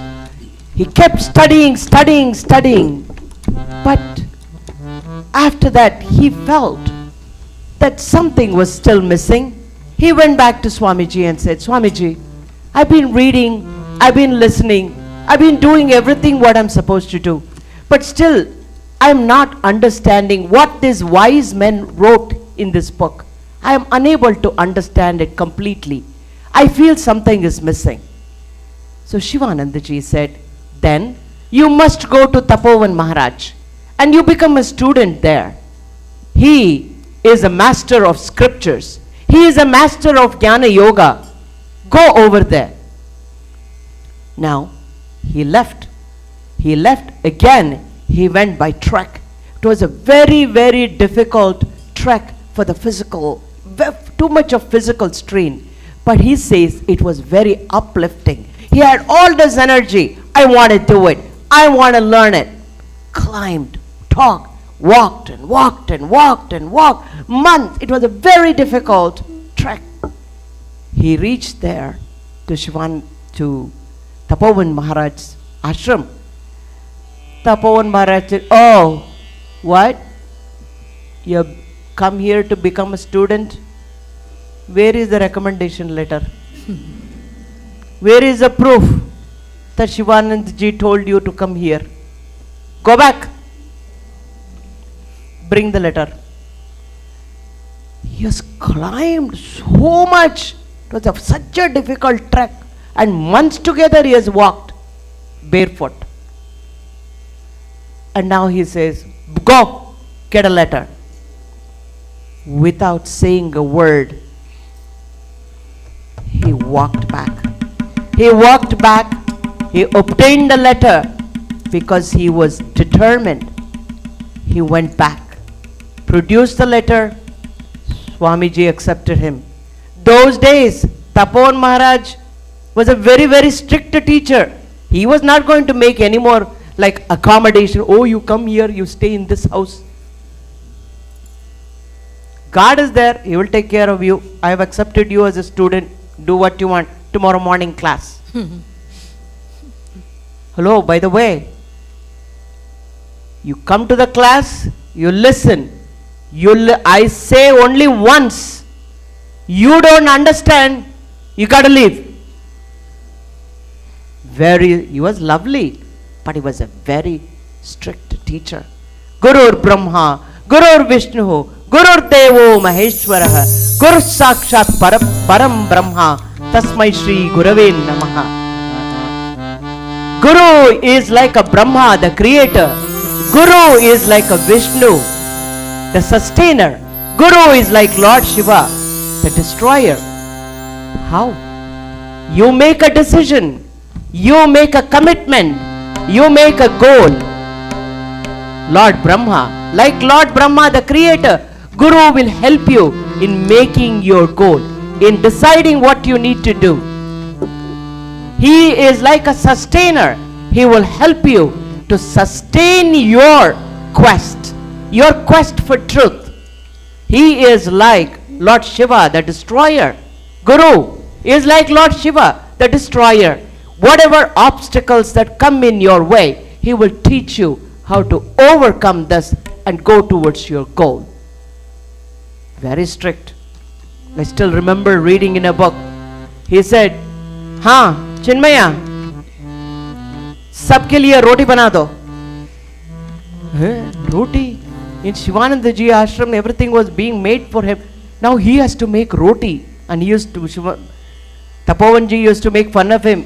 Whatever Chinmaya's roti, nobody will say anything. It has all the world map. He has to do all the chores in the ashram. He said, हाँ चिन्मया, एक इधर ये लगा दो, vegetable grow करो, make a vegetable garden for ourselves. Swamiji, 3,000 meters above the water level. हाँ, water तो है. Go down नीचे every day, bring in the pail, in the bucket water, make a garden. Every day he has to come down, take 2 buckets of water for the garden. Go wash everybody's clothes. He was a very strict teacher. He has to take care of all the chores in the house, in the ashram, and then focus. He is supposed to bathe in the freezing water 3 to 4 times. In the freezing water 3 to 4 times. And then he has to eat only once. That too very little. But study a lot. Was very, very strict. So the committed study began 3,000 meters above near Gangotri. And he studied Brahma Sutras, Vedanta, Upanishad, Bhagavad Gita, you name it. Studied. After studying a lot, he said, Guruji, you have given me so much of knowledge. There's so much that I learned. But I do know in the plains, that is in the cities and towns down there, there is no knowledge. Guruji, I feel like I must go like a Ganga goes down and nourishes. Like that, I want to go down from Himalayas, from the Gangotri, and then I want to teach. I want to spread this knowledge to everybody. Tapovanji said, think about it. He sat on the thought for 6 months. Guruji, I still feel that I have to go down and teach. You have so much of knowledge. What's the point in just sitting there? I must go give it to everybody. He said, okay, then you travel. You have traveled in the train before. Now you travel in the train as a sannyasi. Then you come back, let us see. Now he traveled once again in the train. But this time, there was no railway pass or anything. He was a sannyasi. There was a lot of hardship. There was a lot of mockery. People made fun of him. Because as a sannyasi, he has to go bhiksha, beg for food. People would name him. Why don't you go and work? Why we have to give you food? Lot of hardship. Lot of mockery. He faced all of that. When he came back, he was more and more determined. I saw Guruji. My motherland has gone down. There is a degradation spiritually and financially. I must. Guruji, it is my dream that I must make. I want everyone to listen to his dream. Please pay attention. He said, Guruji, this is my dream. I want to make every Indian proud of being an Indian. Every Hindu being proud of being a Hindu. I want every Indian to be proud of their scriptures. I want every Indian to look up, not to look down. Not to look down being an Indian. This is my dream. I want to convert a Hindu being a Hindu. I want every Hindu to be a Hindu. With this, he took the permission of Guruji and he left Gangotri, and he had made a friend in the ashram, Govinda Reddy. He came straight down to Govinda Reddy's house in Hyderabad, and Govinda Reddy, he made a railway pass for him to go to Pune. He came to Pune with a suitcase full of notes about the scriptures, about Vedanta. He came in a suitcase with only 25 paise or 25 cents in his pocket. He came to Pune. There, he met this lady, Sushila Mudaliar. In her backyard, first he gave a lecture and he said what he wants to do, that he wants to conduct Jnana Yogas, Jnana Yagnas, and he wants to distribute the knowledge. Now, remember those times Vedantas and scriptures, all the spiritual knowledge were only kept for the priest class. Only the priest class were studying the Vedas and Upanishads, all the scriptures. It was a protected territory. Now the tradition bound India was shocked that this young radical Swamiji from Himalayas is coming down. Not only that, he is bringing the scriptures to the streets. That means he is trying to teach the general public about these scriptures. This is wrong. Not only that, he is teaching them in English, the language of the foreigners. This is wrong. So everybody was against him. Everything was against him. But he was determined. He said, I am going to do Jnana Yagyas. I will do the best and leave the rest. He said, I will do the best and leave the rest. So he printed his own, he wrote down his own pamphlets. Oh, hello, hello. And he went on a bike and distributing the pamphlets to everybody. Hello, hello, there's going to be a talk. Somebody is going to talk in English. Come, come, come, come. What is the topic? A Hindu is going to talk in a Hindu temple. About what? About being a Hindu. What? They thought, maybe he's going to talk about some Ramayana, some Mahabharata. No, no, no, no. A Hindu in a Hindu temple going to talk about being a Hindu. Come, come, come, come. Only 7 people came in the Ganesha temple. Only 7 people sat around him. He gave his first Jnana Yagna talk. Now the people were so stunned and mesmerized the way he gave, the way he made the Jnana Yagna very simple. Soon, for the very next day, the news spread like a fire. Oh, there is a young Swamiji who has come from Himalayas. He's talking. We can all understand it. People started pouring down. It was 100-day yajna, Jnana Yagna, that he performed. He said, I have faith. Faith is believing what you cannot see. But the reward is you will see what you believe. Makes sense? He said, our Jnana Yagnas are different. In olden days, Yagnas were being performed to please the gods. But our Jnana Yagnas are different because we burn our ignorance. We burn our ignorance in the fire of knowledge. He said, Lord is the eye of an eye, the ear of an ear. God is the power behind the ear with what you can hear.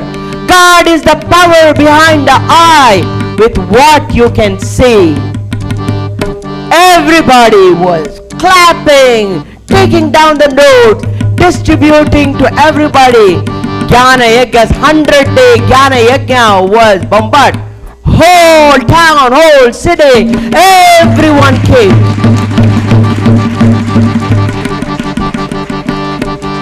He went back to his Guruji, Tapovanji, took his blessings and went to Sivanandaji. And he said, yes, I'm very proud of you, my boy. You have roared like Vivekananda. Roar like Vivekananda. Good. Do more. Do more Jnana Yagnas. Make them shorter. Make them more practical so that more people can attend. Go, my boy. Do it. Be another Vivekananda, he said. So Swamiji from there, he went to Kerala, he met his father. That is the time that I said he visited his family after so many years. After, remember, in 1940 he left his home, and this is the time he came back. He met When he came, all his family members, now, they don't even recognize him. He's bald. He is not with the silk shirt and all this with the oil combing hair. He has a dadi. He has a beard. And nobody wanted to come and talk. He said, "Hey, I'm the same Balan who put the oil. Come on, come on. I'm the same Balan. I'm the same Balan." From there, he went to Chennai. In Chennai, he wanted to do Jnana Yagnas and give discourses. There were people who gathered, volunteers, and they were looking for a place. And they could not find any place, but finally they found one place which is vacant. And they said, "Swamiji, that's a place, but that's a haunted house. And it belongs to a Muslim." Huh? Haunted house? No problem. I deal with ghosts also. I know how to deal with it. Let me conduct my discourse over there only. If any ghosts come, I'll make him sit here. No problem. He started his discourses in Chennai. He started talking about Bhagavad Gita. He started making how Bhagavad Gita is relevant to a daily life.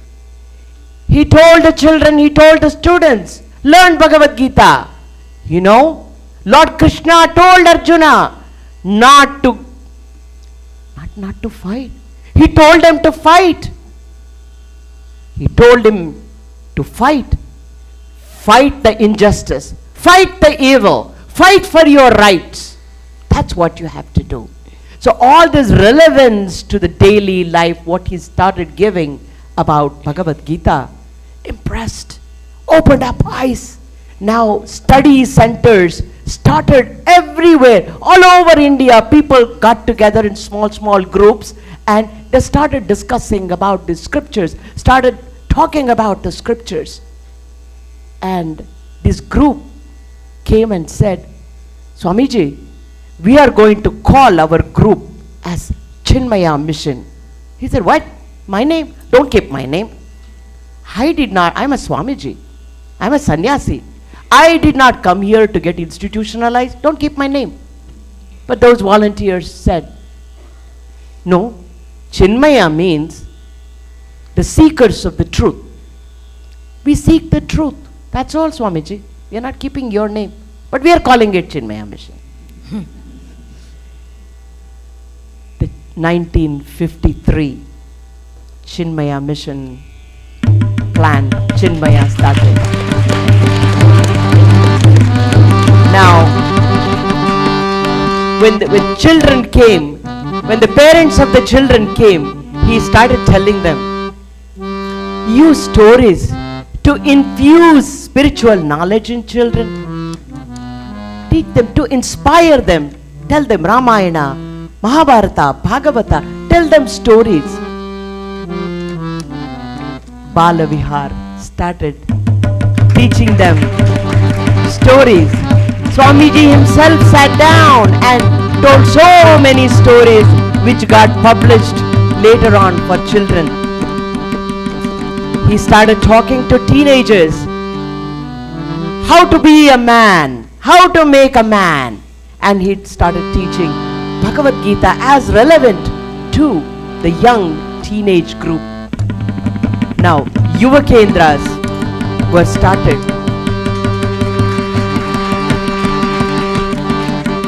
Chinmaya Vidyalaya was started, value-based, to give value-based education. They started Chinmaya Vidyalaya slowly. Then came Sandipani Sadhanalaya to train teachers to teach these things in Bombay, Powai, Bombay. He said, the children are not just an empty vessel to be filled. They are the lights to be lit. That is where the nation building begins. And he entertained children and their questions. Vidisha is listening. Children and their questions. One child asked, Swamiji, who is God? Swamiji said, God is the one who makes a black cow eat green grass, give white milk. Makes sense? God is the one who makes a black cow eat a green grass to give white milk. That's what God is, he said. Right? And he said, youths are not useless, but they are used less.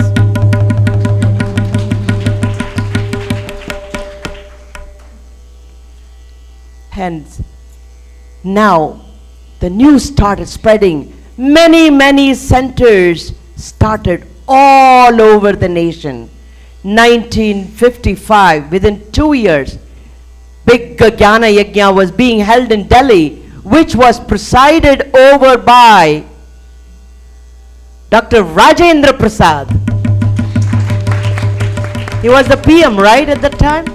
President Rajendra Prasad, 1955, he inaugurated the Gyan Yagna.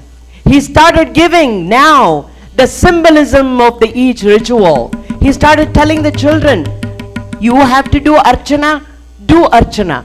Take a flower in your hand and bring it to your heart and remember, whether it is Lord Shiva or Lord Krishna, Lord Rama, any Ishta Devata in your mind, think about it and offer it.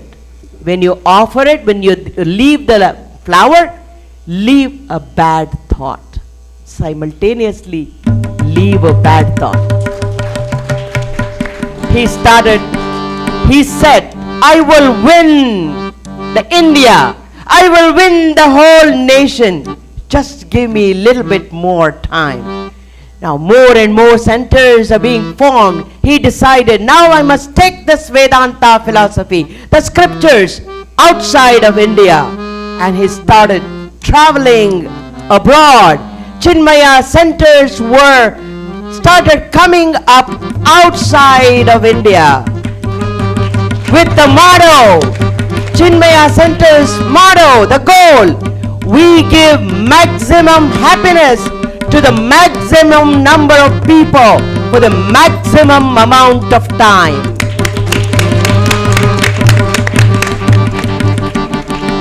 Now, more than 300 centers opened up everywhere, keeping Vedanta, to teach Vedanta as the main goal. But they also had projects, cultural projects, educational projects, community projects, social projects, many projects, many goals under the main goal of teaching Vedanta. And Swamiji wrote the beautiful pledge, we stand as one family, bound to each other with love and respect. We serve as an army, courageous, disciplined, ever ready to fight against all low tendencies and false values within and outside. We live honestly the noble life of sacrifice and service, producing more than we consume, giving more than we take. We seek the Lord's grace to keep us on the path of virtue, courage, and wisdom. May the grace and blessings flow through us to the world around us. We believe that the service of our country is the service of God, and devotion to the people is the devotion to the Supreme Himself. We know our responsibilities. Give us the ability and courage to fulfill them. Om Tat Sat.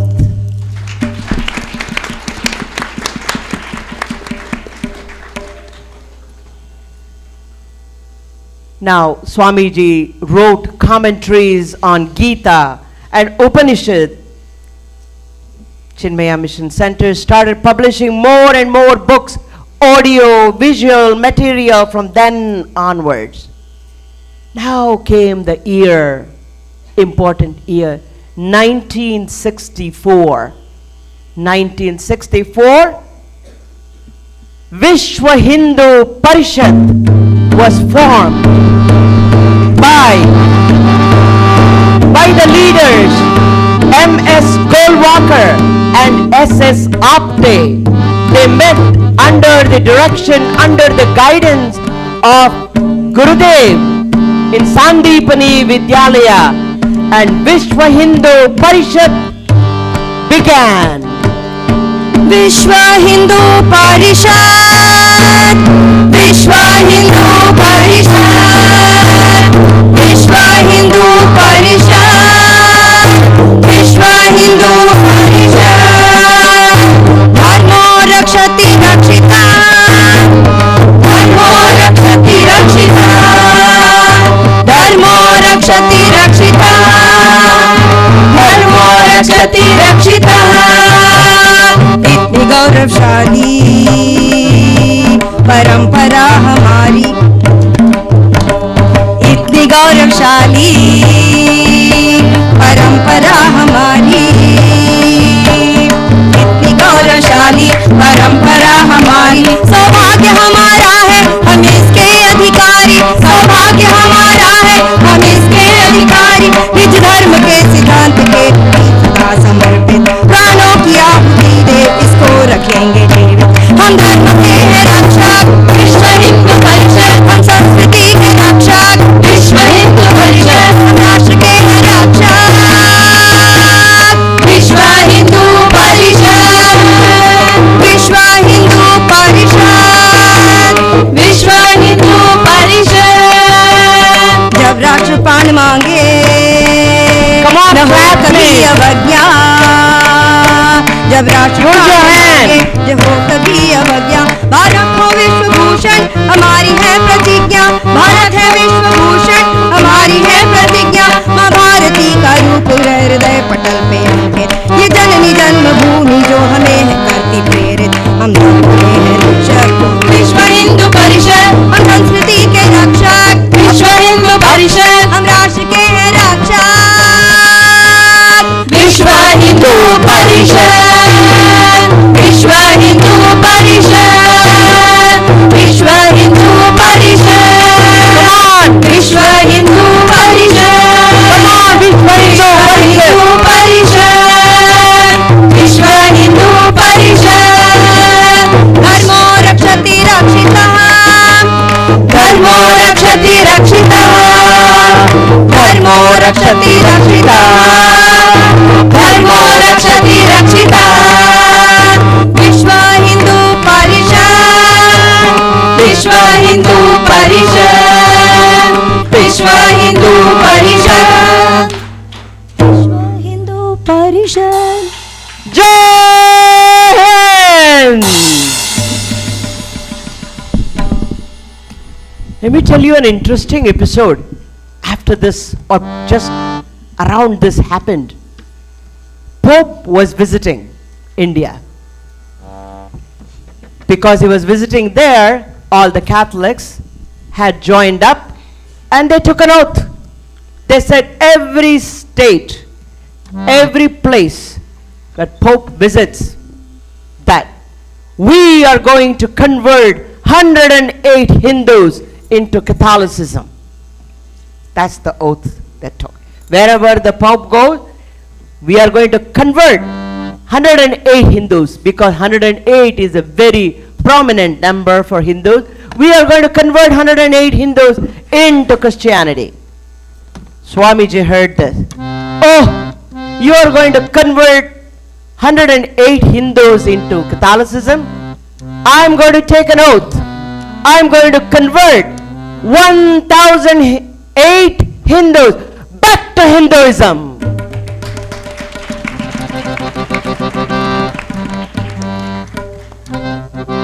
He gave his golden words. Hinduism asks you to adjust your mind to the real situation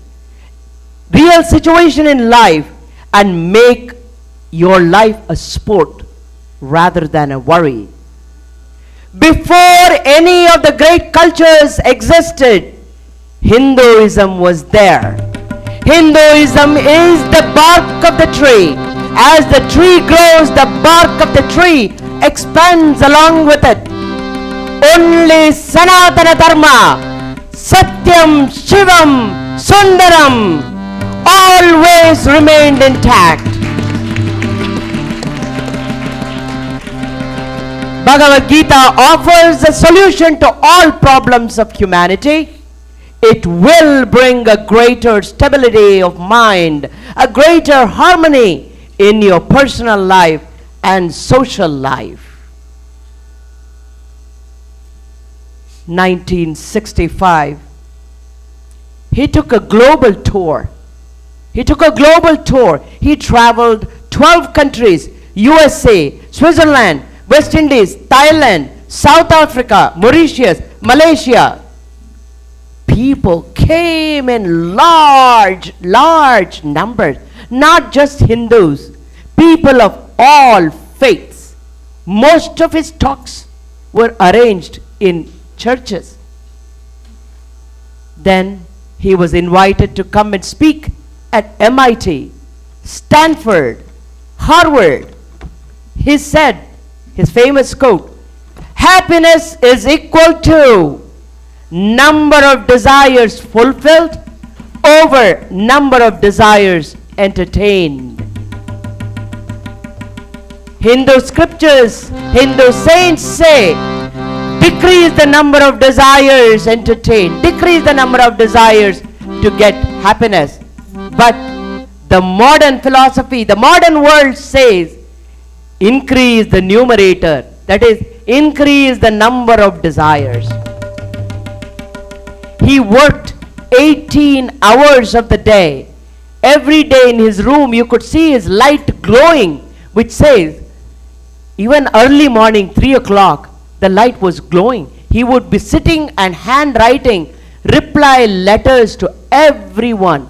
It is estimated that he wrote about 80 handwritten reply letters every day. In his lifetime, he must have written about 750,000 letters. He said, if I rest, I will. If I rest, I will. Yeah. And he also said, comfort comes as a guest, but tries to become a host, and stays with us and enslaves us till the end. So be careful about the comfort. 1970, he had his first heart attack. But this, he did not slow down. Even though he had his heart attack, he continued. In 1975, Chinmaya West in California was formed. 1978, an ashram in the northern California, Chinmaya West, near Eel River was formed. Swamiji called it as Eel Ganga. Here, the citizens of America, citizens of Canada, if they want to become teachers of Vedanta, they could come and get a training. It's the headquarters and it's a retreat center which conducts camps. He also built an ashram in Himachal Pradesh around the same time, Siddhabari, with a huge Hanuman statue over there. And here Vedanta teachers are being trained in Hindi. He also built several temples. He called people of different faiths and different sections of Hinduism. He talked to them. He gave lectures. He said, every religion, all religious house, they have a house. They have a house of God. You call it temple, you call it mosque, you call it a church. They all have a house of God. An idol is a symbol of subtle truth. Subtle truth. Whether this idol, it can be a cross, a statue, or even a stone. The number of devotees kept increasing. As he was very simple, He was very persuasive. He was attractive. He was dynamic. He was strong. Yet he was soft, kind, understanding. He was an excellent orator. He said, recognize your real enemies. They are the desire and anger, and control them. He had a unique sense of humor. As he was traveling a lot, once in the airport, they stopped. What are you carrying? Do you have anything to declare? He said, yes, I do have. I have stolen many hearts and have come. That's what I have to declare. He had a phenomenal memory. Once the address book, before the advent of the phone and all this technology, we used to write down in the address book. His address book was lost. He told them, sit down, I do remember some addresses. Continuously he dictated 250 addresses. He was known for his punctuality. Everybody said you can set your time for Swamiji's arrival. You can set your clock according. If he says 7 o'clock, sorry, we are late. But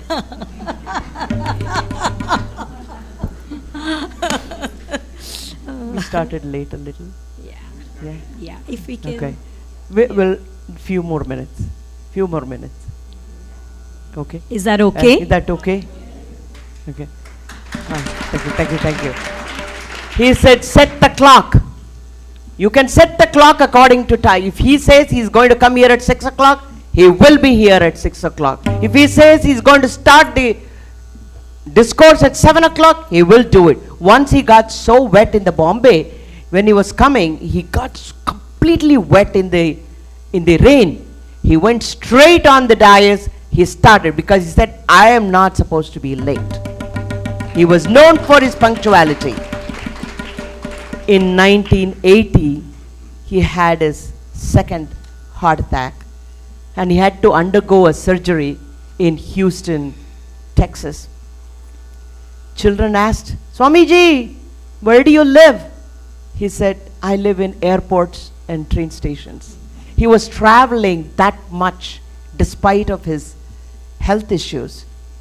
1989, Chinmaya International Foundation was started in Ernakulam, Kerala, which is a center, which is a bridge between East and West, which is past and present, science and spirituality, pundits and public. It is a research wing of Chinmaya mission worldwide. November 1992, he visited 12 universities in USA and he addressed United Nations. He spoke in the United Nations. Through individual perfection alone, world perfection can be achieved. The world outside is an echo. It is a reflection of your mind. So correct yourself first. He was very, very approachable. When someone asked, Swamiji, can we decide the caste based on the birth? He turned around and said, straight cut. No. Everything is decided by your deeds. So do good deeds.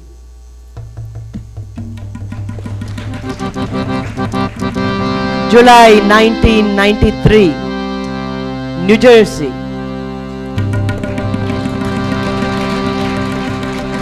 New Jersey board meeting was happening. He was attending a board meeting right here. He said, Swami Chinmayananda was sitting on the floor. He made him sit right next to him. Now you all know who is going to take care of everything what I do. Now you know.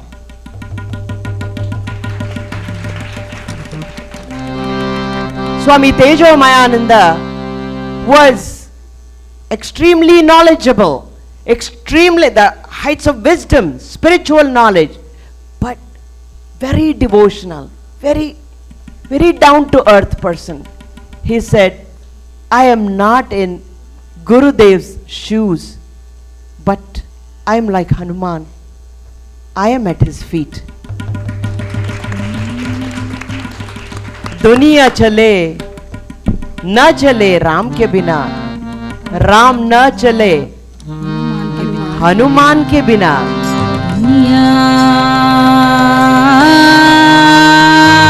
हाँ भाई हाँ. दुनिया चले ना श्री राम के बिना, राम जी चले ना हनुमान के बिना. वाह वाह वाह. दुनिया चले न श्री राम के बिना, राम जी चले न हनुमान के बिना. है दुनिया चले न श्री राम के बिना, राम जी चले न हनुमान के बिना. दुनिया चले न श्री राम के बिना, राम जी चले न हनुमान के बिना. दुनिया चले न श्री राम के बिना, राम जी चले न हनुमान के बिना. जब से रामायण पढ़ ली है, जब से रामायण पढ़ ली है, एक बात मैंने समझ ली है, एक बात मैंने समझ ली है.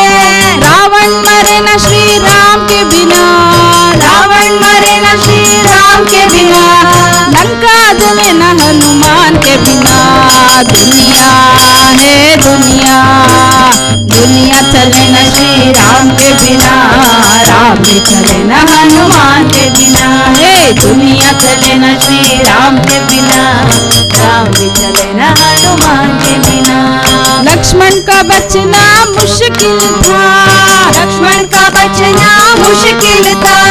कौन बूटी लाने के काबिल था, कौन बूटी लाने के काबिल था. लक्ष्मण बचे न श्री राम के बिना, लक्ष्मण बचे न श्री राम के बिना. बूटी मिले न हनुमान के बिना. दुनिया है दुनिया, दुनिया चले न श्री राम के बिना, राम भी चले न हनुमान के बिना. ओहो दुनिया चले न श्री राम के बिना, राम भी चले न हनुमान के बिना. सीता हरण की कहानी सुनो, सीता हरण की कहानी सुनो. भक्त जन मेरी जुबानी सुनो, भक्त जन मेरी जुबानी सुनो. सीता मिले न श्री राम के बिना, सीता मिले न श्री राम के बिना. पता चले न हनुमान के बिना. दुनिया है दुनिया, दुनिया चले न श्री राम के बिना, राम भी चले न हनुमान के बिना. दुनिया चले न श्री राम के बिना, राम भी चले न हनुमान के बिना. बैठे हैं सिंहासन पे श्री राम जी, बैठे सिंहासन पे श्री राम जी. चरणों में बैठे हैं हनुमान जी, चरणों में बैठे हैं हनुमान जी. मुक्ति मिले न श्री राम के बिना, मुक्ति मिले न श्री राम के बिना. भक्ति मिले न हनुमान के बिना. दुनिया है दुनिया, दुनिया चले न श्री राम के बिना, राम भी चले न हनुमान के बिना. दुनिया चले न श्री राम के बिना, राम भी चले न हनुमान के बिना. राम राम राम राम राम राम राम राम. राम लक्ष्मण जानकी जय बोलो हनुमान की, जय बोलो हनुमान की. राम लक्ष्मण जानकी जय बोलो हनुमान की, जय बोलो हनुमान की, जय बोलो हनुमान की, जय बोलो हनुमान की, जय बोलो हनुमान की, जय बोलो हनुमान की, जय बोलो हनुमान. बोलो पवन पुत्र हनुमान की जय. सियावर रामचंद्र की जय.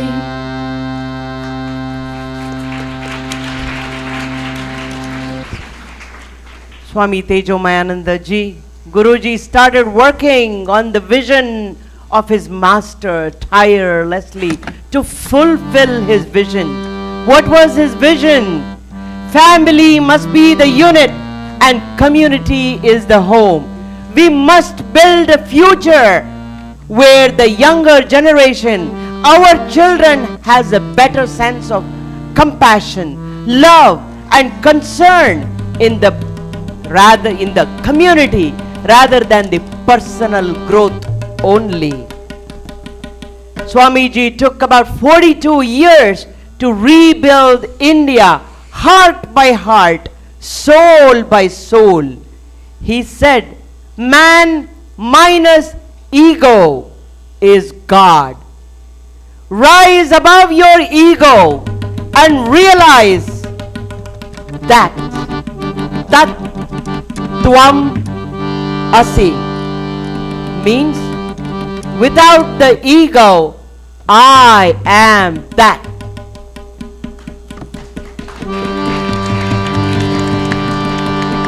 Which means that all beings they are definitely connected to the universal energy way above and cannot be separated from it.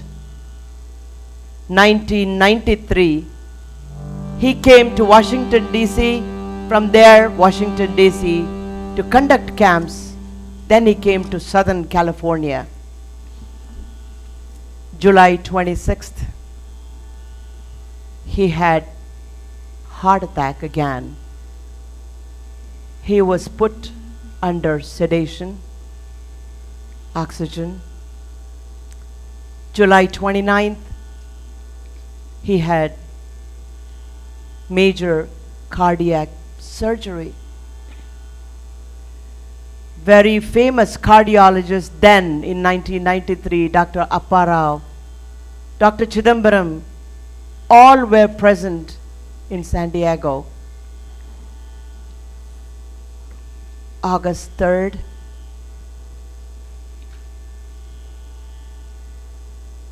August 3rd,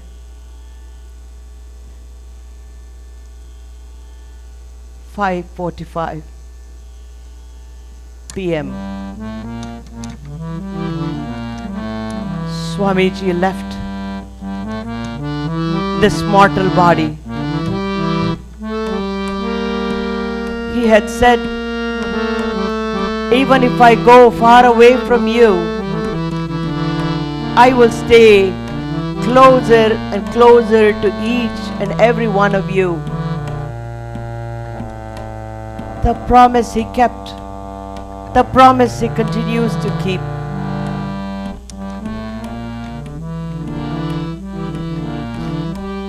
Swami Dhiranandaji at that time said, we are all looking at the Swamiji. He looks like he's getting ready and he's sitting for Pada Puja. We feel that all his energy, he is just mingled in our heart. Daya karo Swamiji. Daya karo.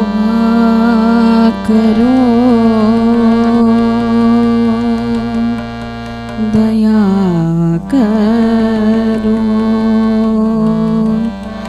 Gurudeva.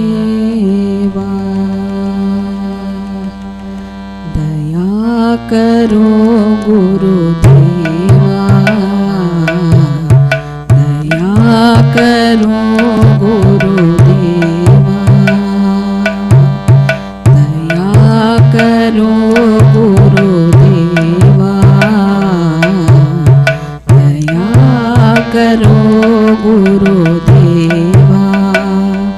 He kripa karo Gurudeva. He kripa karo Gurudeva. Daya karo Gurudeva.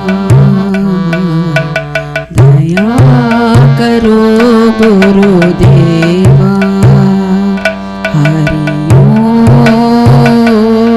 Hari Om, Hari Om, Hari Om.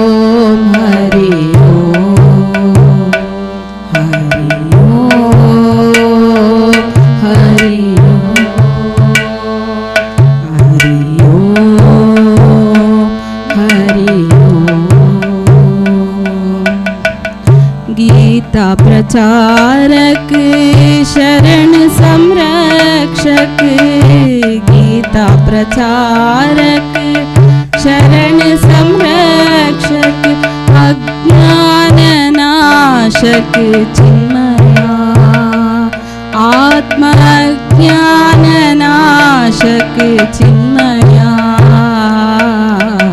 दया करो गुरुदेवा दया करो गुरुदेवा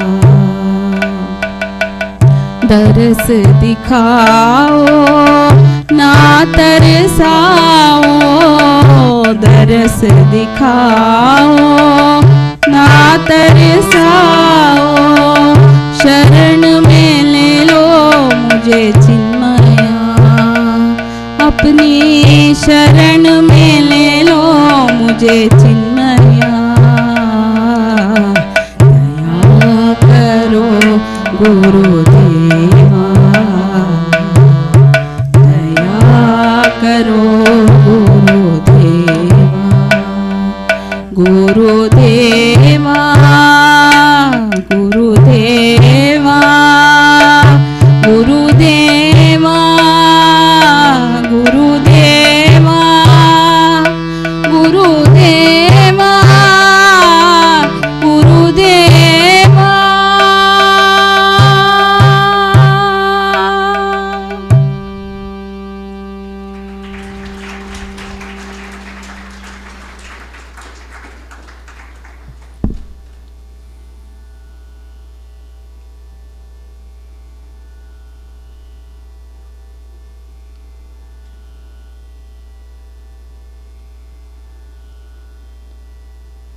समस्त जन कल्याणे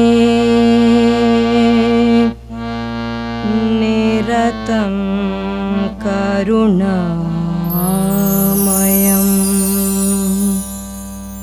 नमामि चिन्मयं देवं सद्गुरुं ब्रह्मविद्वरम्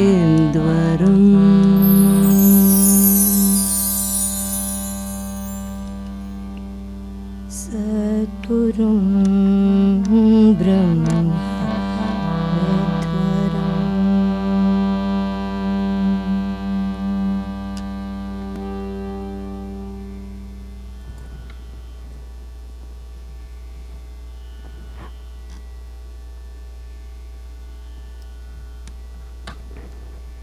बोलिए सद्गुरु महाराज की जय।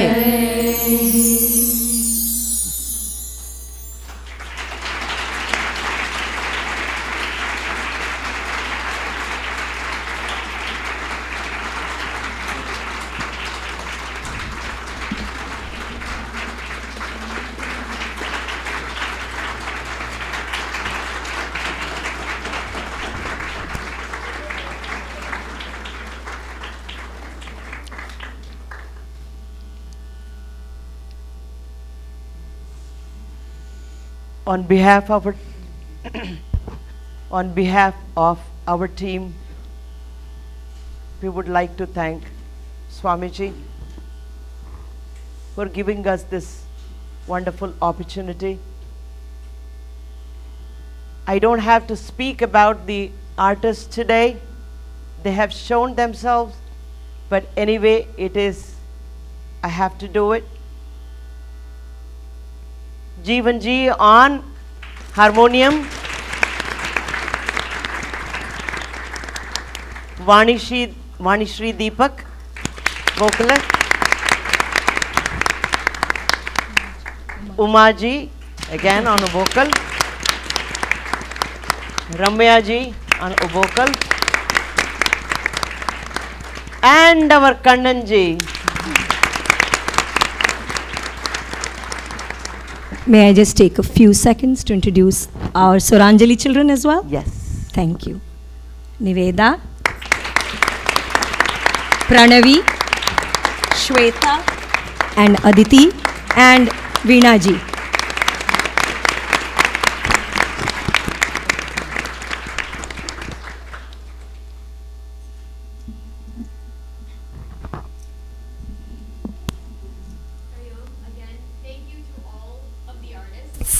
If I can invite Swami Shantanandaji and Swami Siddhaji to the stage to felicitate our artists. Please take a seat.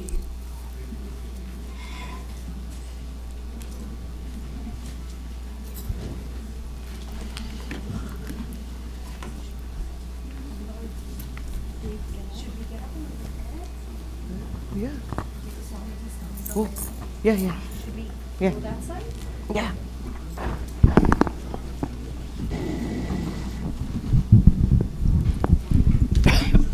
Vivek, mute 41. Madhu, 41, off. All mics off, except one.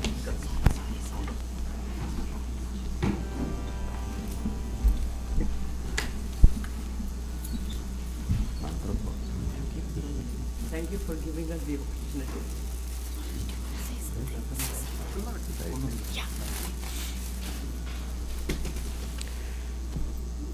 What to say? Wonderful, great.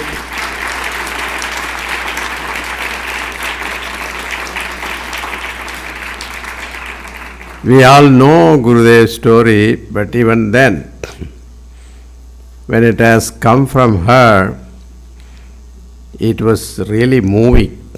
Many times I could not control my tears. That was the effect.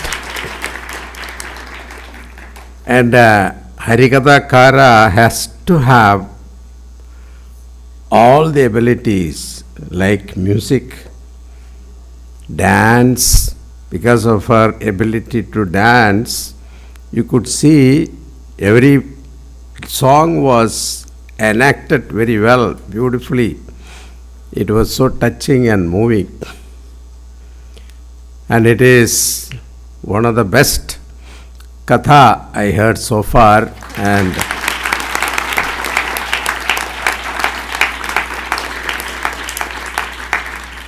we will promote this, and we will ask every center in Chinmaya centers in USA to have her program.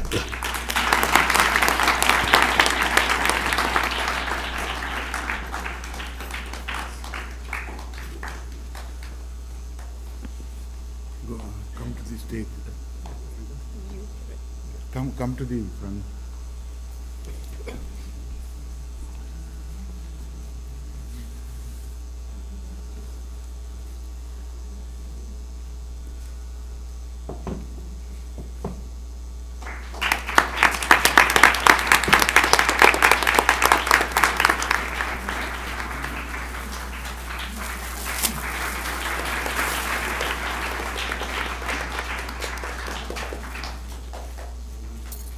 And next. Shri Jeevan Kulkarni on the harmonium.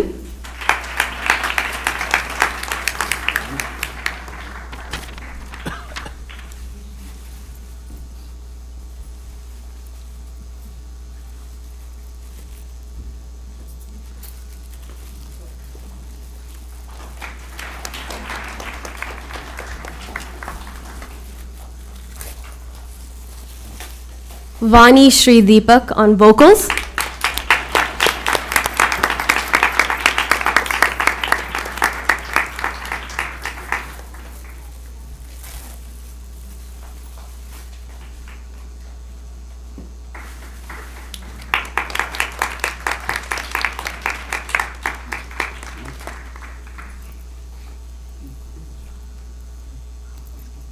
Shankar on vocals.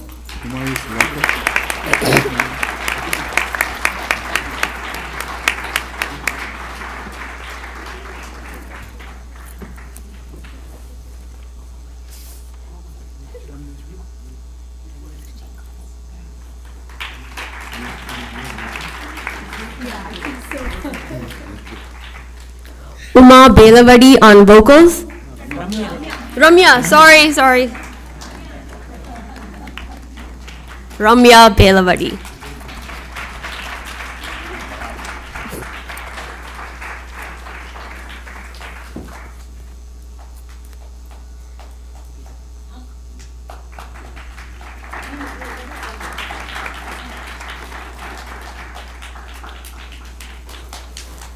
Kannan Raghavan on Tabla.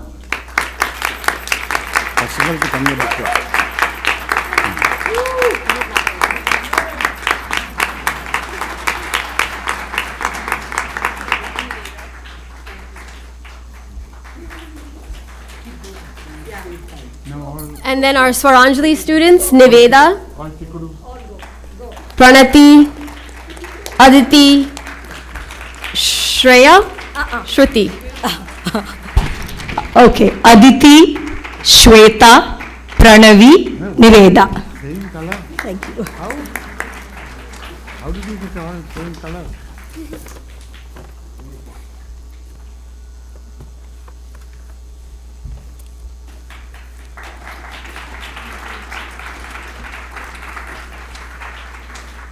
I will say something.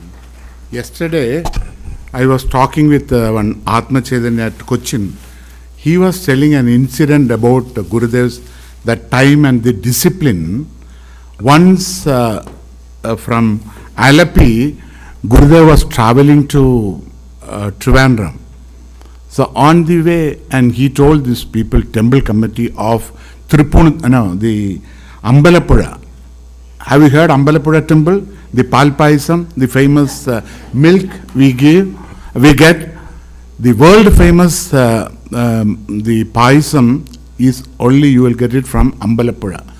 So Gurudev said, I will be there at 6 o'clock on the dot in the morning. And Gurudev started from Mullakel, Alapi to Ambalappuzha. Exactly on the dot 6 o'clock he was there, and then there was no committee members, nobody was there at that time. They were all sleeping, all Kumbhakarnas. And Gurudev and the Atma Chaitanya and one more person and the driver was waiting in the car. 3 of them went inside the temple. Immediately the priest and all of them came forward and they recognized Gurudev and they gave a nice puja and they gave prasadam to Gurudev, and he comes back and gets into the car. In the meantime, all those committee members heard about this and they came running with all the mala, Purna Kumbham and everything. And Gurudev closed the door and they insisted and they were showing all the hand. He put the glass also up and they were requesting, so, Gurudev, please come just 1 second, receive our garland, no Purna Kumbha and all, at least receive the mala. He slowly brought the glass down and said, the marriage is over and already that couple has got a child also. And you are asking me to come for engagement now. So that time, 6 o'clock on the dot, people used to correct their watch at 6:30 during the Gurudev's Gita Jnana Yajnas in all the time.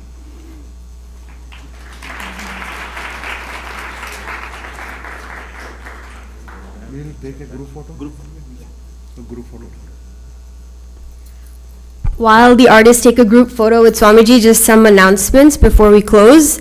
The next program happening at our ashram is the 14 abodes, which is 5 nights of a Tulsi Ramayana Yagna led by our very own Brahmacharini Akalkaji, which is happening next week, March 22nd to the 26th. And then in April 1st to the 2nd, a full 24-hour Yajna of the Akhanda Ramacharitra Manas chanting will be happening here again on April 1st through April 2nd. We'll stand in this one? Yeah. As the artists are taking their pictures, dinner prasad is set up in our back classroom. Please make sure to maybe put away your chairs or your asanas to the side as you make your way to the back classrooms for dinner prasad.